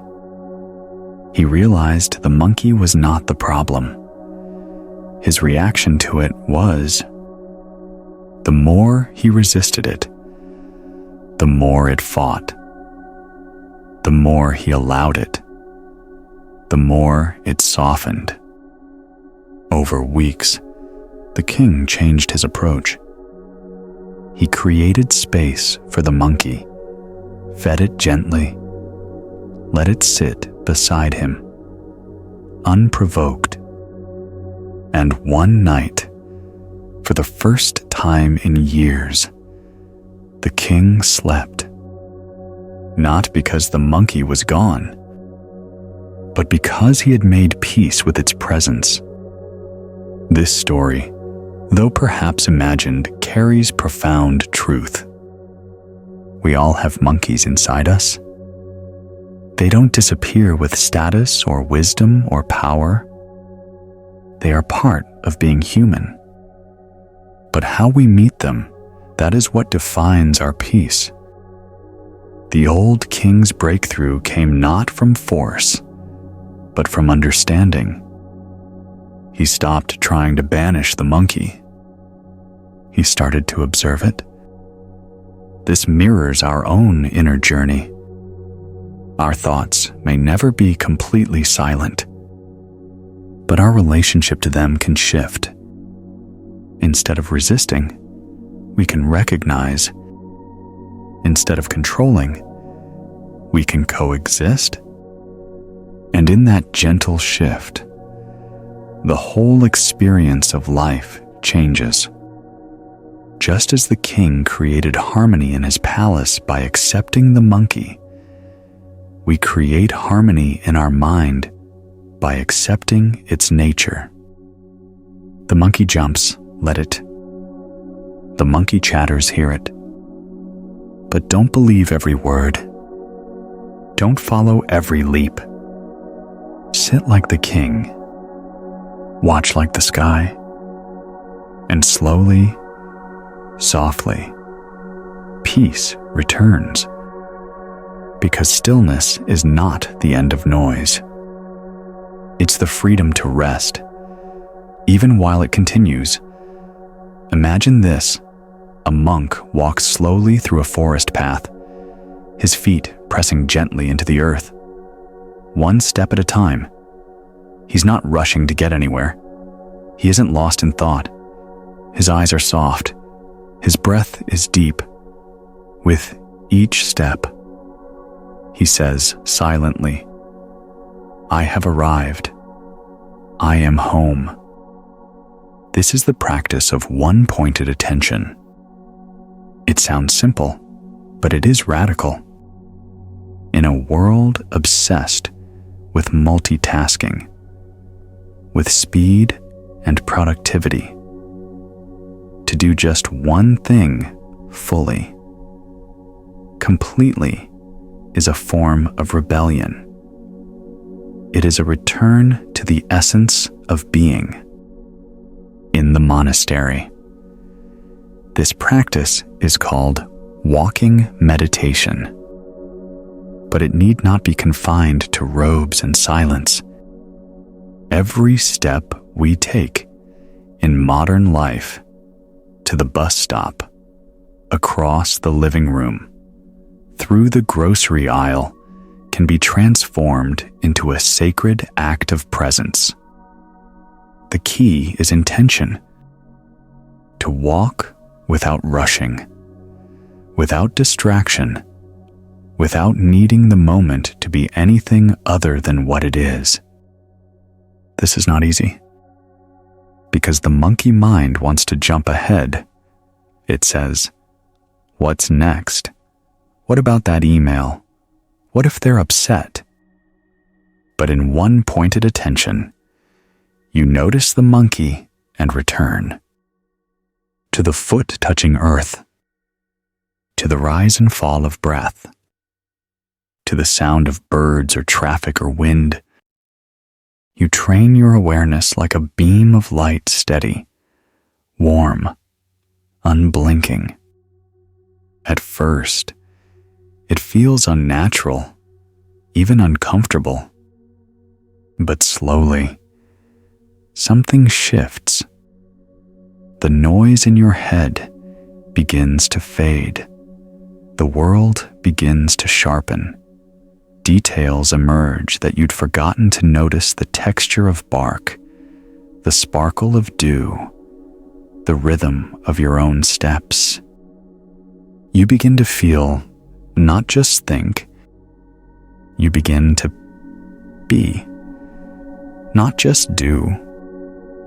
And in that being, peace arises, because the mind when anchored, becomes a tool for presence, not a master of distraction. One-pointed attention is not limited to walking. You can wash dishes fully. You can eat fully. You can listen to a friend fully. When you're truly present, even the mundane becomes sacred. The ordinary becomes luminous. You don't need incense or mantras.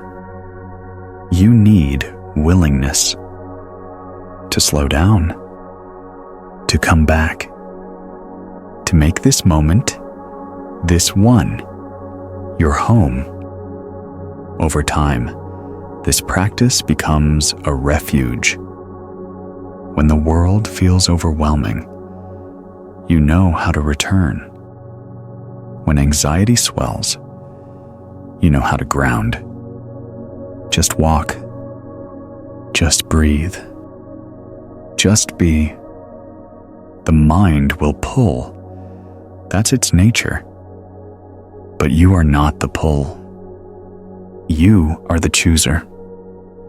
And every time you choose to return to the present, you're strengthening a muscle of awareness, of compassion, of freedom. So the next time you feel scattered, try this. Stand still. Take one slow breath. Feel your feet. Then take one step, just one, with full attention. Say silently, I have arrived. Then again, I am home.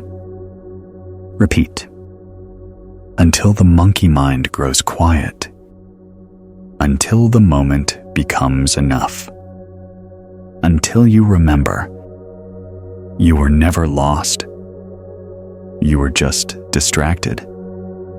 And now, you are here. Many people approach meditation with a secret hope that the mind will go silent, that thoughts will vanish, that bliss will bloom, that peace will arrive like a gentle tide, smooth and uninterrupted. And when that doesn't happen, when the thoughts persist, when the discomfort lingers, they assume they're failing. But this is a misunderstanding. Meditation is not the absence of thought. It is the art of noticing thought without getting lost in it. It is not the elimination of noise. It is the recognition that you are not the noise.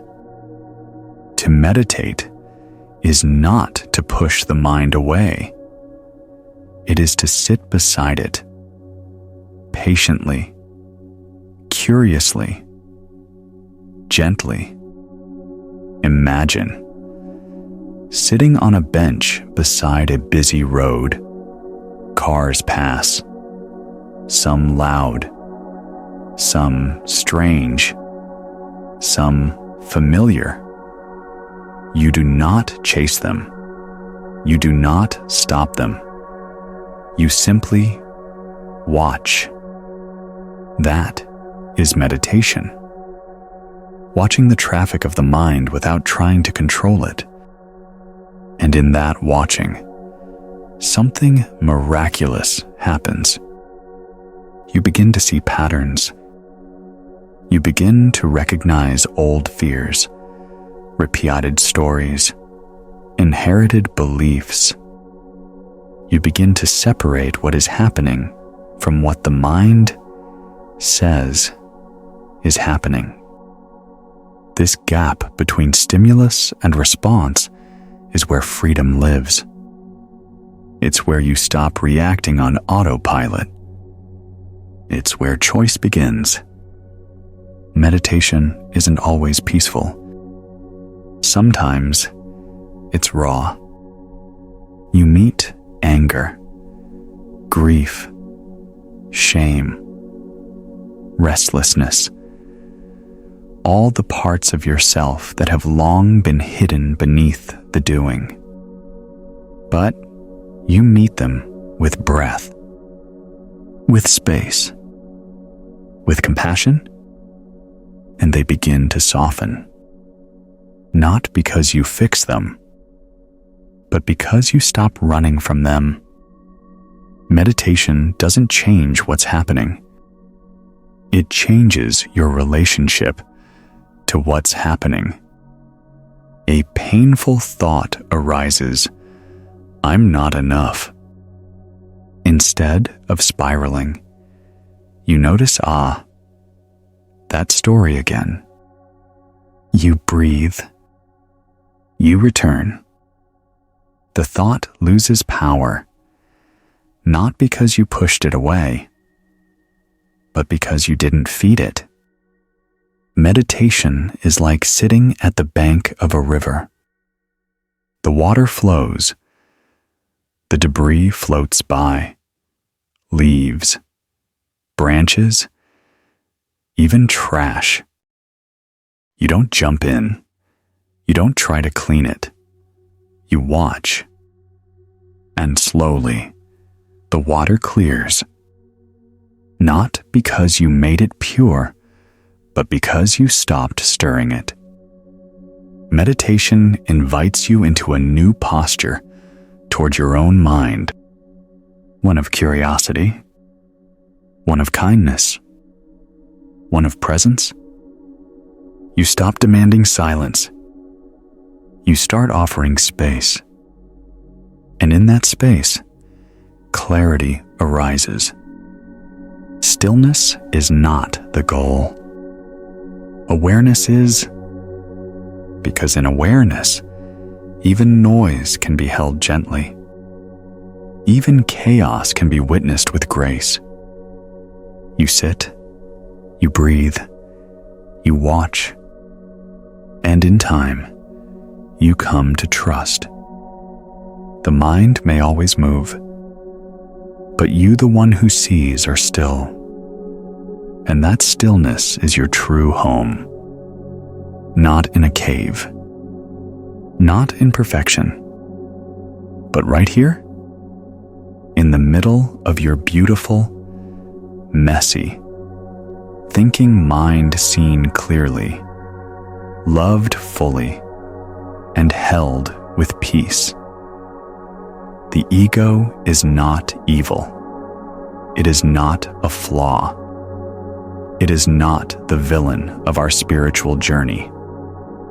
It is a construct, a sense of self built over time, a collection of preferences, stories, identities, roles.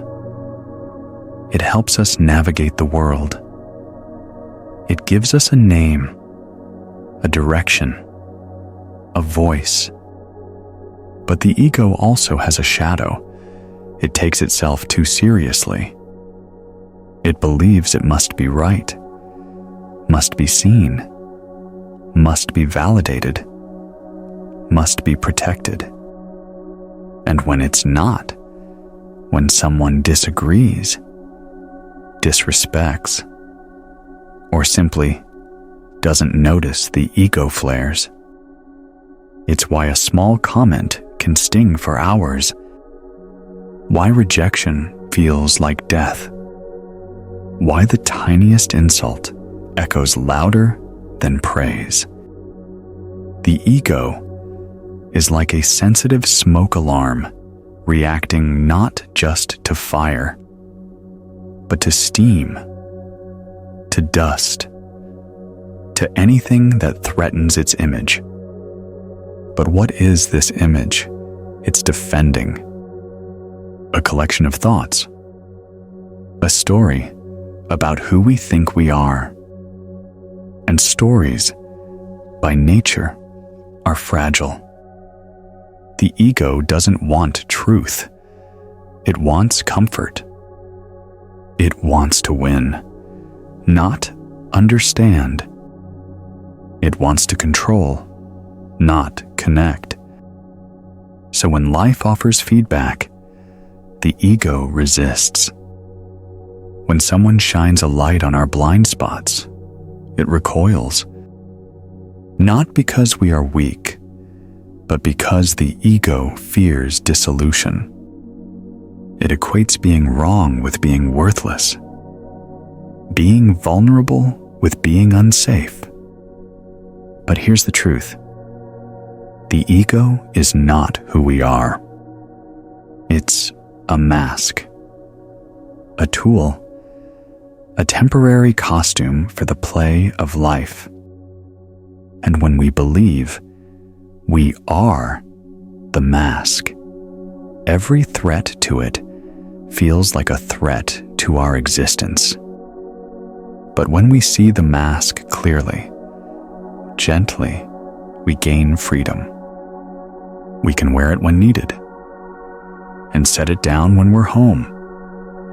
The ego is always offended because it's always on guard.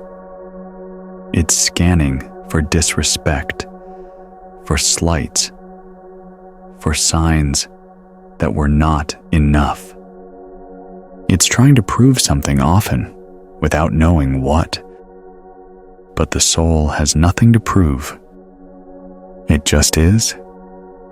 It's not threatened by silence. It doesn't need applause. It finds its worth in presence, not performance. So the next time you feel the sting of offense, ask gently, who in me is reacting? Is it truth or is it the mask? Is it love or fear? And can I soften? Not to become passive, but to become real. Because the real self doesn't need to be right. It needs to be whole. The real self doesn't need to win. It needs to love.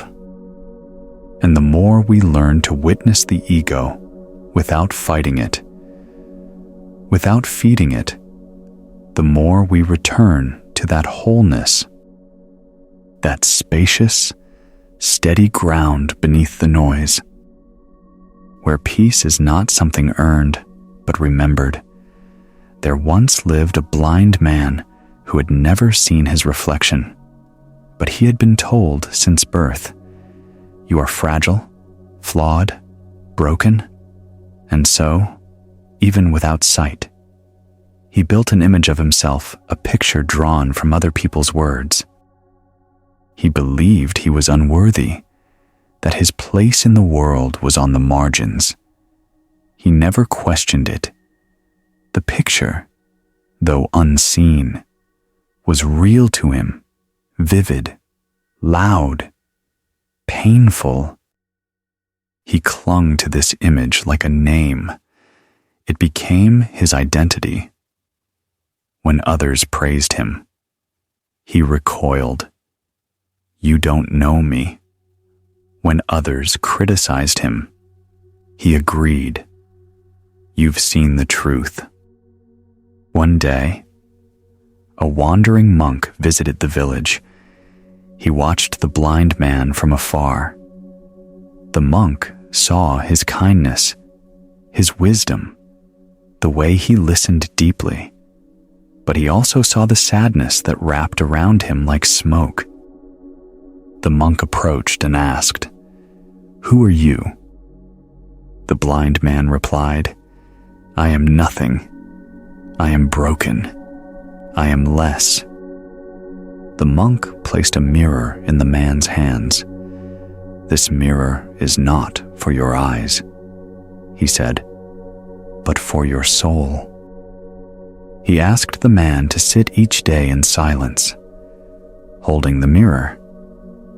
"You cannot see your face," he said, "but you can learn to see the thoughts that shape it."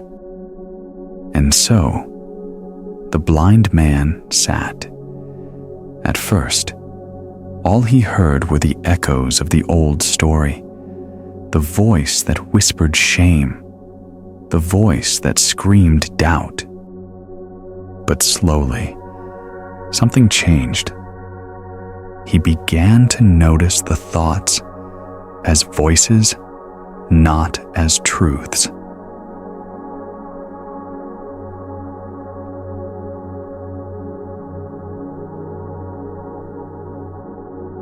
He saw how one moment he believed he was unworthy, and the next he felt a flicker of love.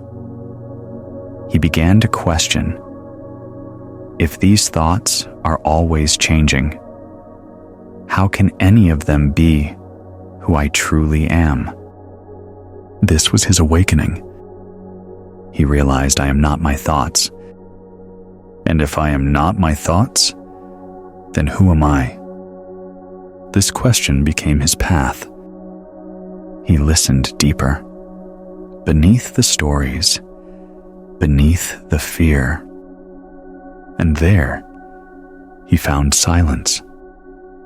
Not the silence of emptiness, but the silence of presence. The kind of silence that watches without judgment, that holds every thought, every feeling, without clinging. The mirror had done its work, not by showing him a reflection, but by showing him the space behind the reflection. In this parable, we see the trap we all live in. We believe our thoughts are facts. We confuse the mind's voice with our own. But thoughts are just weather. They come and go. Some are storms. Some are sunshine. None of them are the sky. You are the sky. You are the space that holds it all. This is not just a poetic idea. It's a practical shift.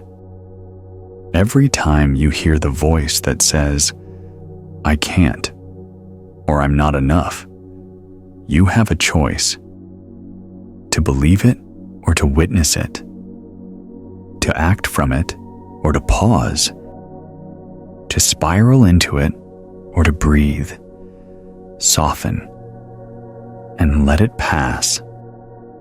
The more you witness your thoughts, the more clearly you see their patterns. You see the loops, the old fears, the familiar doubts. And you realize this is not me. This is a script.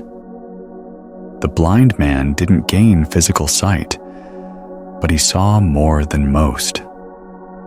He saw that who we truly are cannot be reduced to thought. We are presence.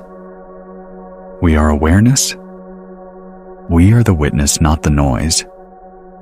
And from that knowing, we can live differently. We stop needing to prove ourselves. We stop clinging to identity. We become gentle with our own minds. We stop asking, am I good enough? And start asking, who is asking? That question asked with love opens a door. And behind it, freedom. A freedom not from thought, but from believing every thought. A freedom not from pain, but from being the pain. A freedom not from self, but into the true self. The one who watches, the one who breathes, the one who is always here. There is a moment, sharp and sudden, when something inside you clenches. It could be a comment, a glance, a tone of voice. It doesn't even need to be hostile, just unfamiliar, unexpected, uncontrolled. And without warning, your chest tightens, your breath shortens, your mind begins to spin. This isn't fair. They don't understand me. I need to explain, defend, fix this. What just happened? The ego was threatened.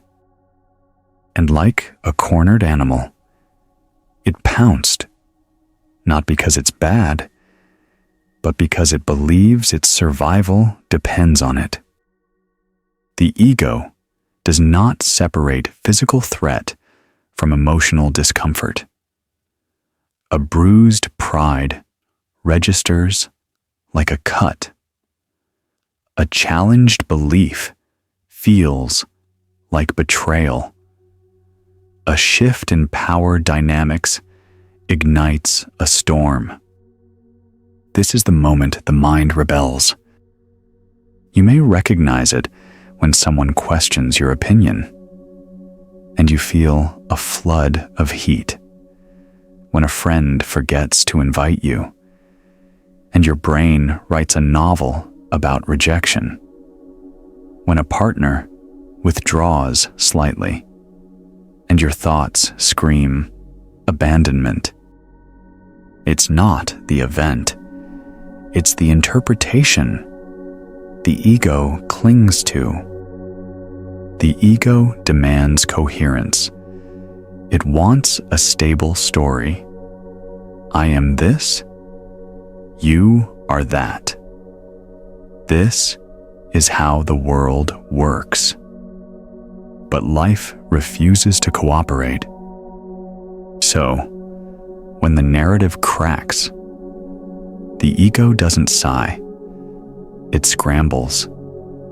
It tries to reassert order, control, superiority, and it uses the tools it knows best. Anger, withdrawal, blame, righteousness. This rebellion is not rational. It is primal. And yet, we often obey it without question. But what if we didn't? What if, in that instant of ego threat, we paused? What if we asked, what in me is trying to protect itself right now? This is the power of awareness.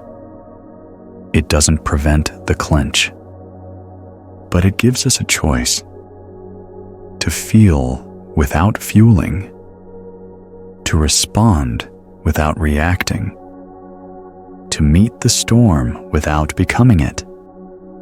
In Buddhism, the ego is sometimes likened to a shadow puppet. It looks large, but it is made of paper and light. Its drama is projected. Its fear is inherited. Its defense is instinctive. But it is not you. You are the hand that moves the puppet. You are the light behind the story. So, when the mind rebels, when the thoughts race, the chest tightens, the words rise, you can simply notice. The ego is scared. Not shamefully, but with compassion, because fear isn't a flaw, it's a signal. And if we listen, it reveals what we cling to, an identity we don't want questioned, a belief we've mistaken for truth, a wound we've left unhealed. This is how spiritual work deepens, not by avoiding ego, but by befriending it, by asking, gently, what are you protecting? Sometimes the answer is simple. I'm afraid of being unloved. I'm scared of being wrong. I don't want to disappear. These are tender truths. They deserve tenderness.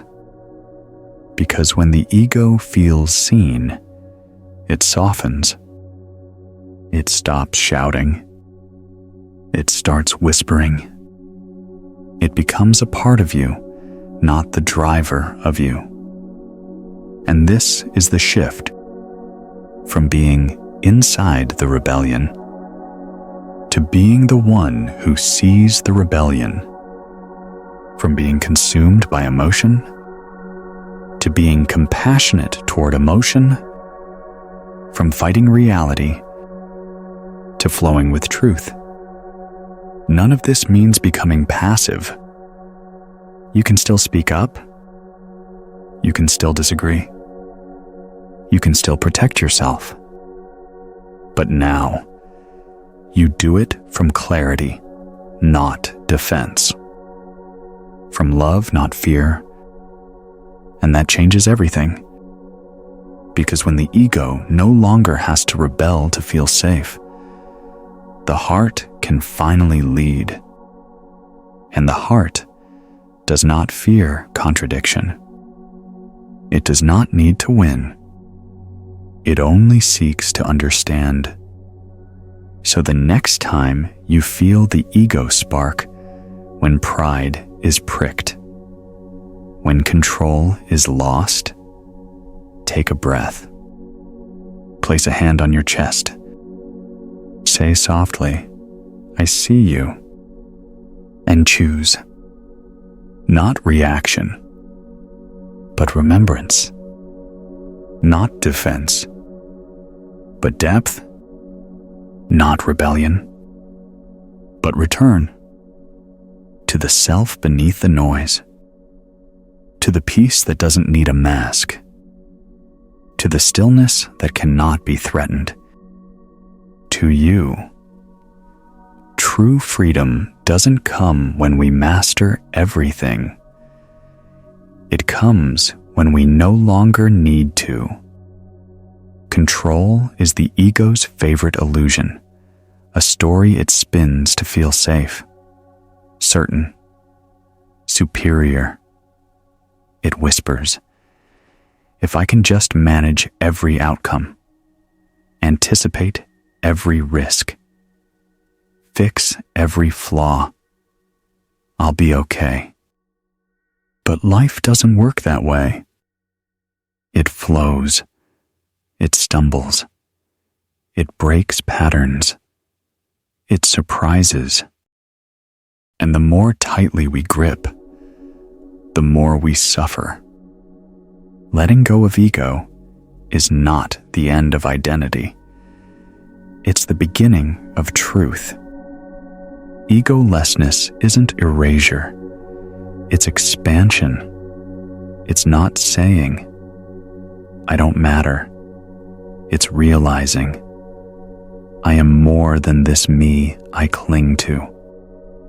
There's a parable of a fish born in a crystal bowl. He learns to swim in circles, learns where the glass curves, where the food drops. He knows his bowl. He masters his bowl. And he thinks, "This is the ocean." One day, a wave lifts the bowl and tips it into the sea. The fish panics at first. No walls, no certainty, no control. But then he feels something new. Depth, space, freedom. That's what it's like when the ego dissolves. The bowl was never safety. It was limitation.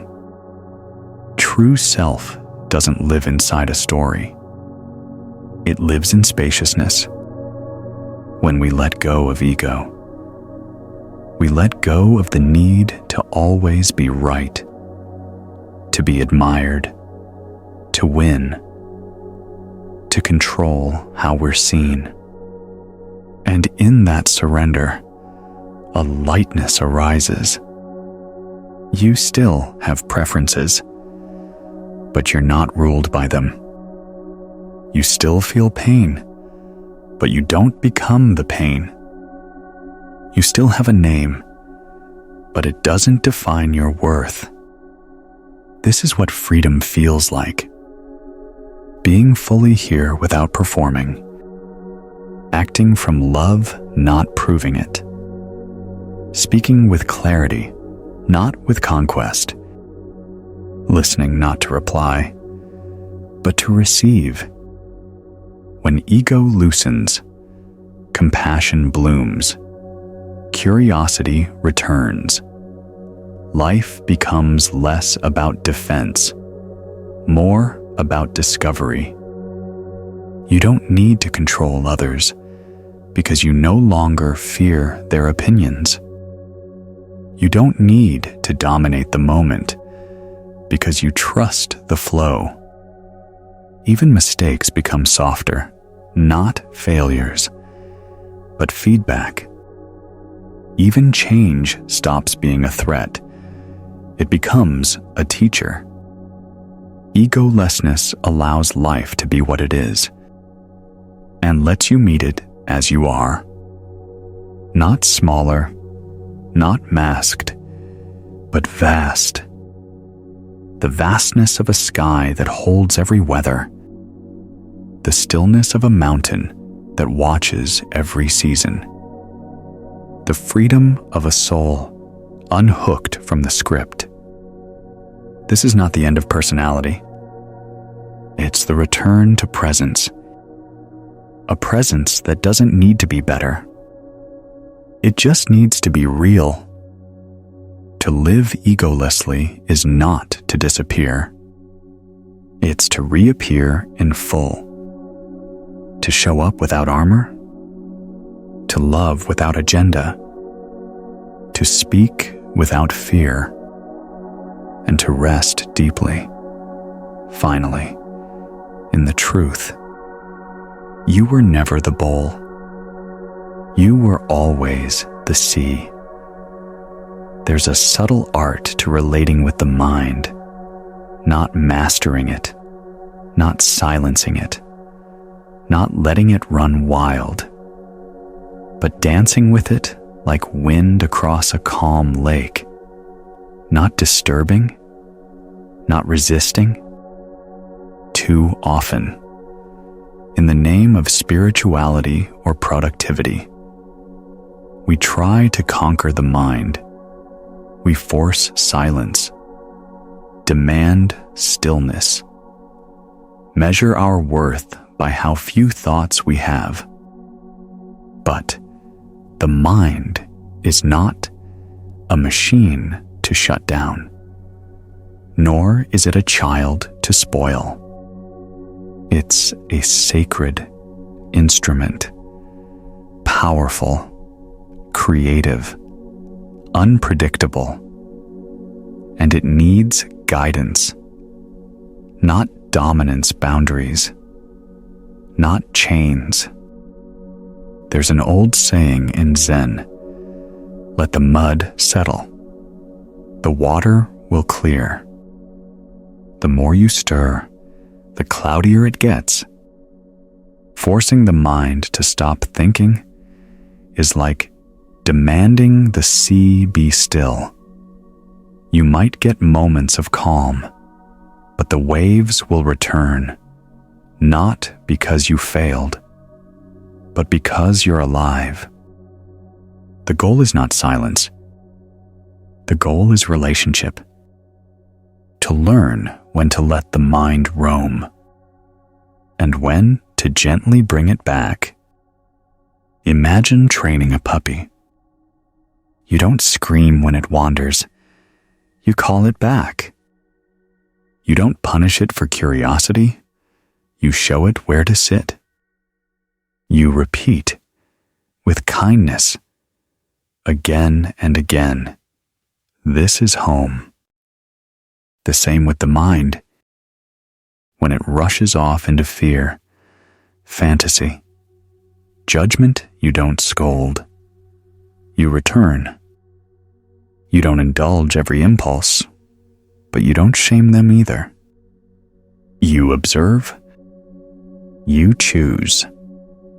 This is the middle path. Not indulgence, not suppression, but presence. In presence, thoughts can rise and pass. In presence, emotions can peak and soften. Nothing needs to be chased. Nothing needs to be feared. You become the space, not the storm. This balanced approach transforms everything. You stop battling your own brain. You stop seeing thoughts as enemies. You start listening, not obeying, but understanding. And understanding brings peace. The mind quiets, not because you force it, but because you stop fueling it. You stop identifying. You rest in awareness, and in that awareness, clarity blooms. It's not dramatic, not perfect, but it's honest. And honest presence is the beginning of true stillness. Not an empty mind, but a compassionate one. Not a silent self, but a grounded one. So the next time your mind won't stop, don't panic. Don't pretend. Just notice. Name the movement. Return to breath. Return to body. Return to now. And remind yourself, the goal is not to stop the mind. It's to stop believing it's in charge. The mind is not the master. You are. And your gentleness is more powerful than any control. Imagine standing in the middle of a powerful storm. The wind howls, the rain lashes, trees bend and sway. But you stand firm, feet planted, body grounded, eyes wide open. This image is not just poetic. It's a metaphor for the spiritual skill of observation. Observation is not detachment. It's not cold distance. It's presence with poise awareness without absorption. In the storm of thoughts and emotions, most of us get swept away. One anxious thought leads to 10 more. One judgment becomes a spiral. One story takes over the whole day. But there is another way to stand in the center of it all and simply see.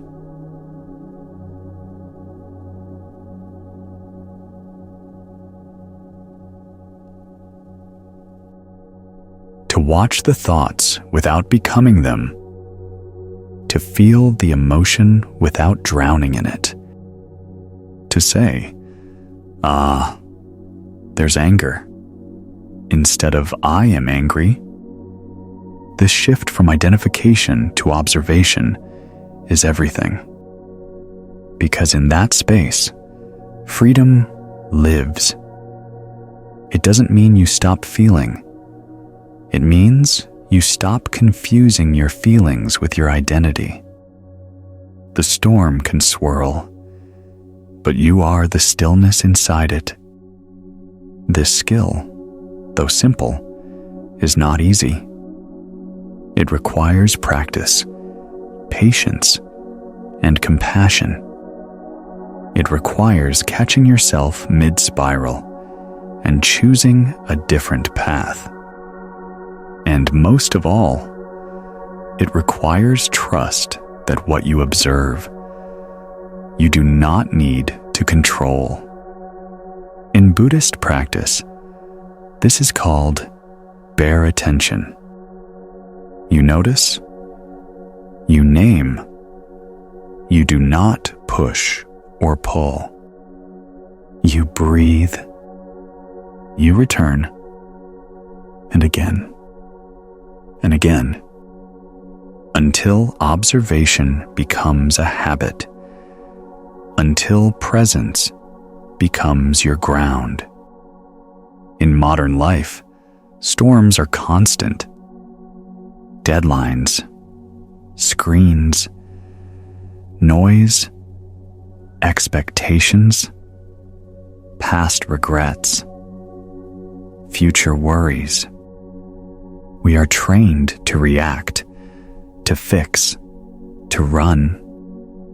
But the observer doesn't run. They remain. They notice the tension in the jaw, the tightness in the chest, the racing thoughts, and they soften. They breathe into the moment. They bring kindness to the chaos. And in that kindness, the storm shifts. Not because it's over, but because it's no longer in control. This art of observation is not passive. It's fiercely alive. It sees clearly, and what is seen clearly loses its grip. A fear exposed to light cannot grow. A thought observed without reaction dissolves. A pattern watched with patience begins to unwind. You don't need to force change. You need to see clearly. Seeing is the change. Because the moment you stop running from the storm and turn to face it, you remember. You are not the wind. You are not the rain. You are the mountain beneath it all. And mountains do not move. In a quiet monastery tucked among the green hills of the east, a young student approached the old monk at dawn. "Master," he asked, "what is enlightenment?" The monk did not answer. He stood up, picked up a bucket, and began walking toward the well. The student followed. They walked in silence. At the well, the monk drew water, slow and mindful. The bucket filled. He lifted it, heavy, and handed it to the student. Still, he said nothing. The student waited, unsure, but the monk turned and began walking back.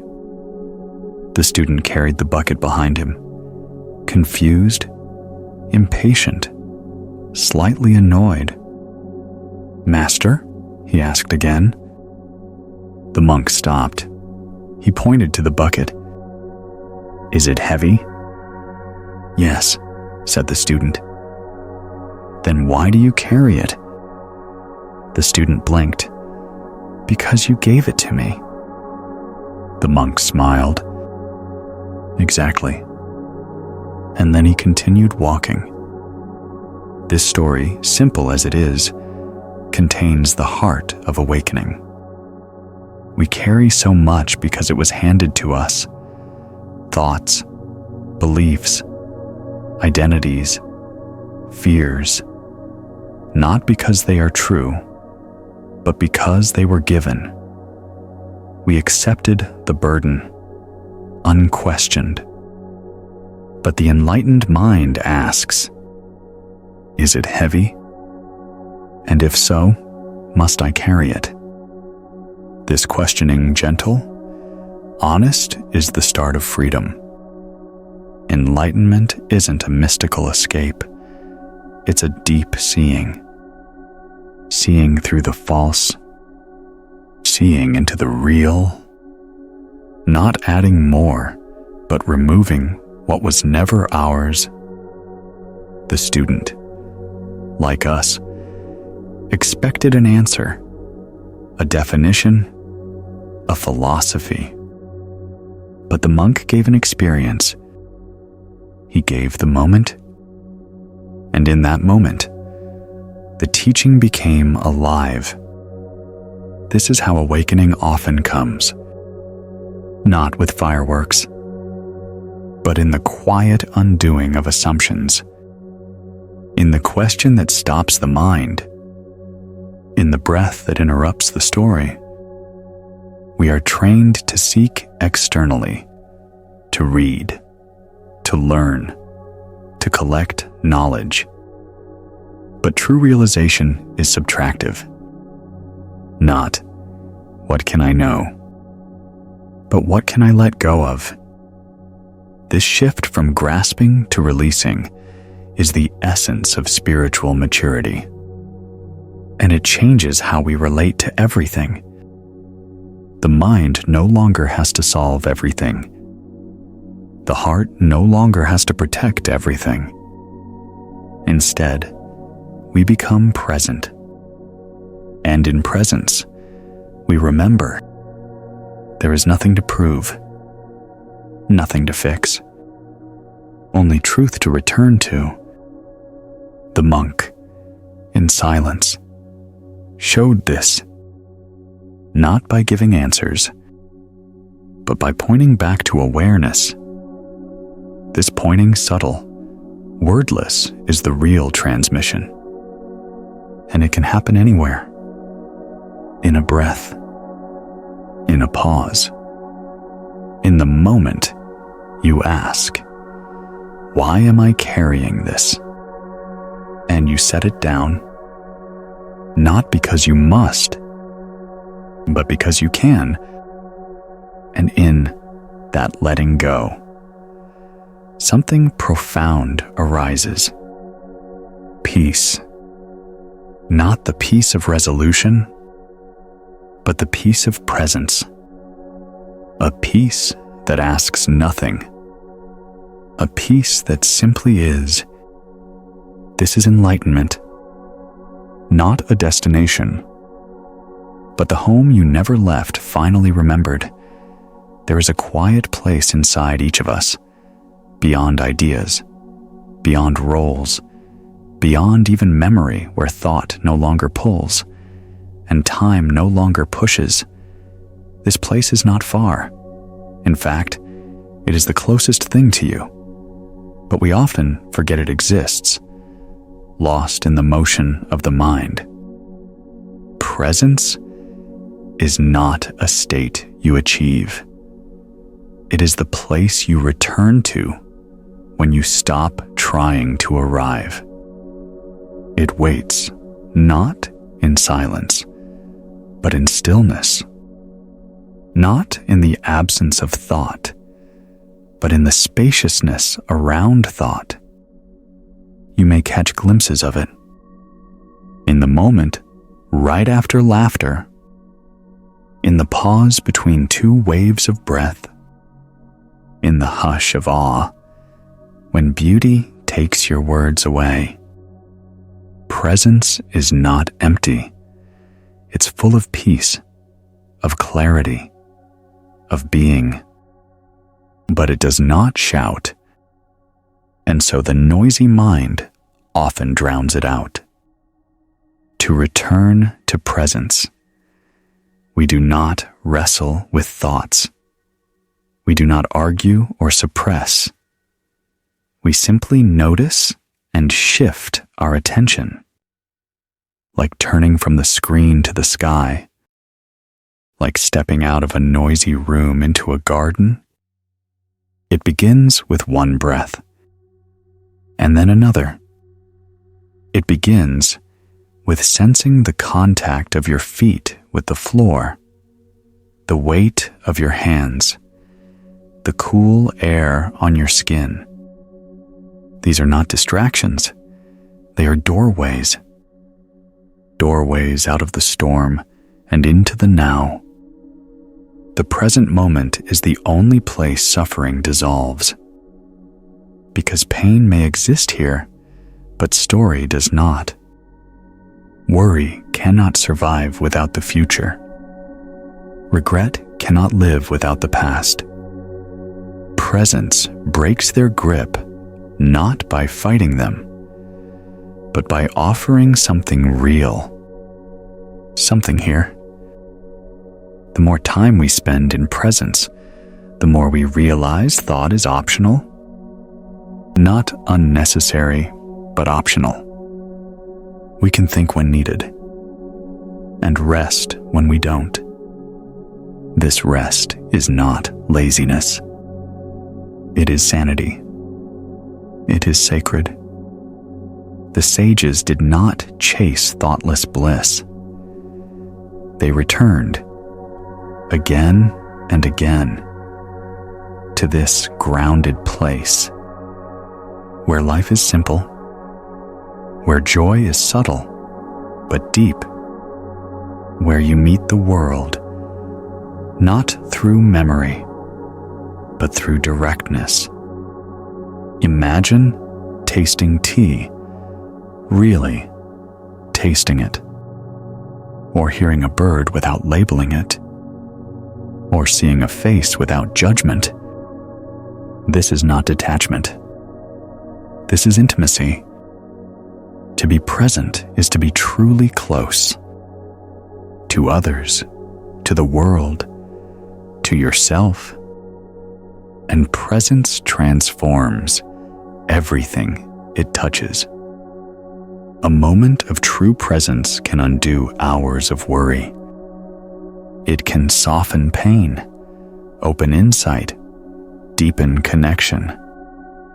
Not because it adds, but because it reveals. It shows you what's always been true, that you are not lost, that you never left. That peace is not waiting, it's whispering. And you are already home. The mind may try to return. It will offer thoughts, concerns, urges. Don't resist. Don't indulge. Just notice and return.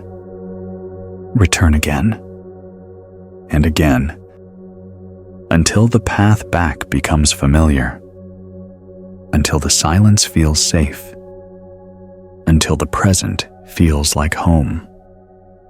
Because it is. And in that home, nothing needs to change. You are whole, right here, right now, always. This journey has not been about learning something new. It has been about remembering, returning, reconnecting with the part of you that has always known peace is not something to seek, but something to come home to. We have walked through the fog of thought, past the storm of emotion, into the clearing of awareness. And here, in this stillness, we realize we are not the mind, nor the roles it plays. We are the sky behind the weather, the awareness behind the noise. In letting go of the need to control, we discovered clarity in watching thought without judgment. We touched stillness, and in letting go of the I we thought we were, we met the presence we truly are. This is not the end. This is an invitation to keep returning, again and again, to the moment, to choose presence, to live awake. And now, a gentle offering. If you felt even a drop of peace in this journey, pass it on. Like this video. Leave a comment. Subscribe. So this space of quiet reflection grows stronger. More than ever, the world needs stillness, and your presence helps others find theirs. Together, we ripple calm into chaos. Together, we walk each other home. So, until next time, breathe, soften, and know you were never lost. You were always here. And now you remember.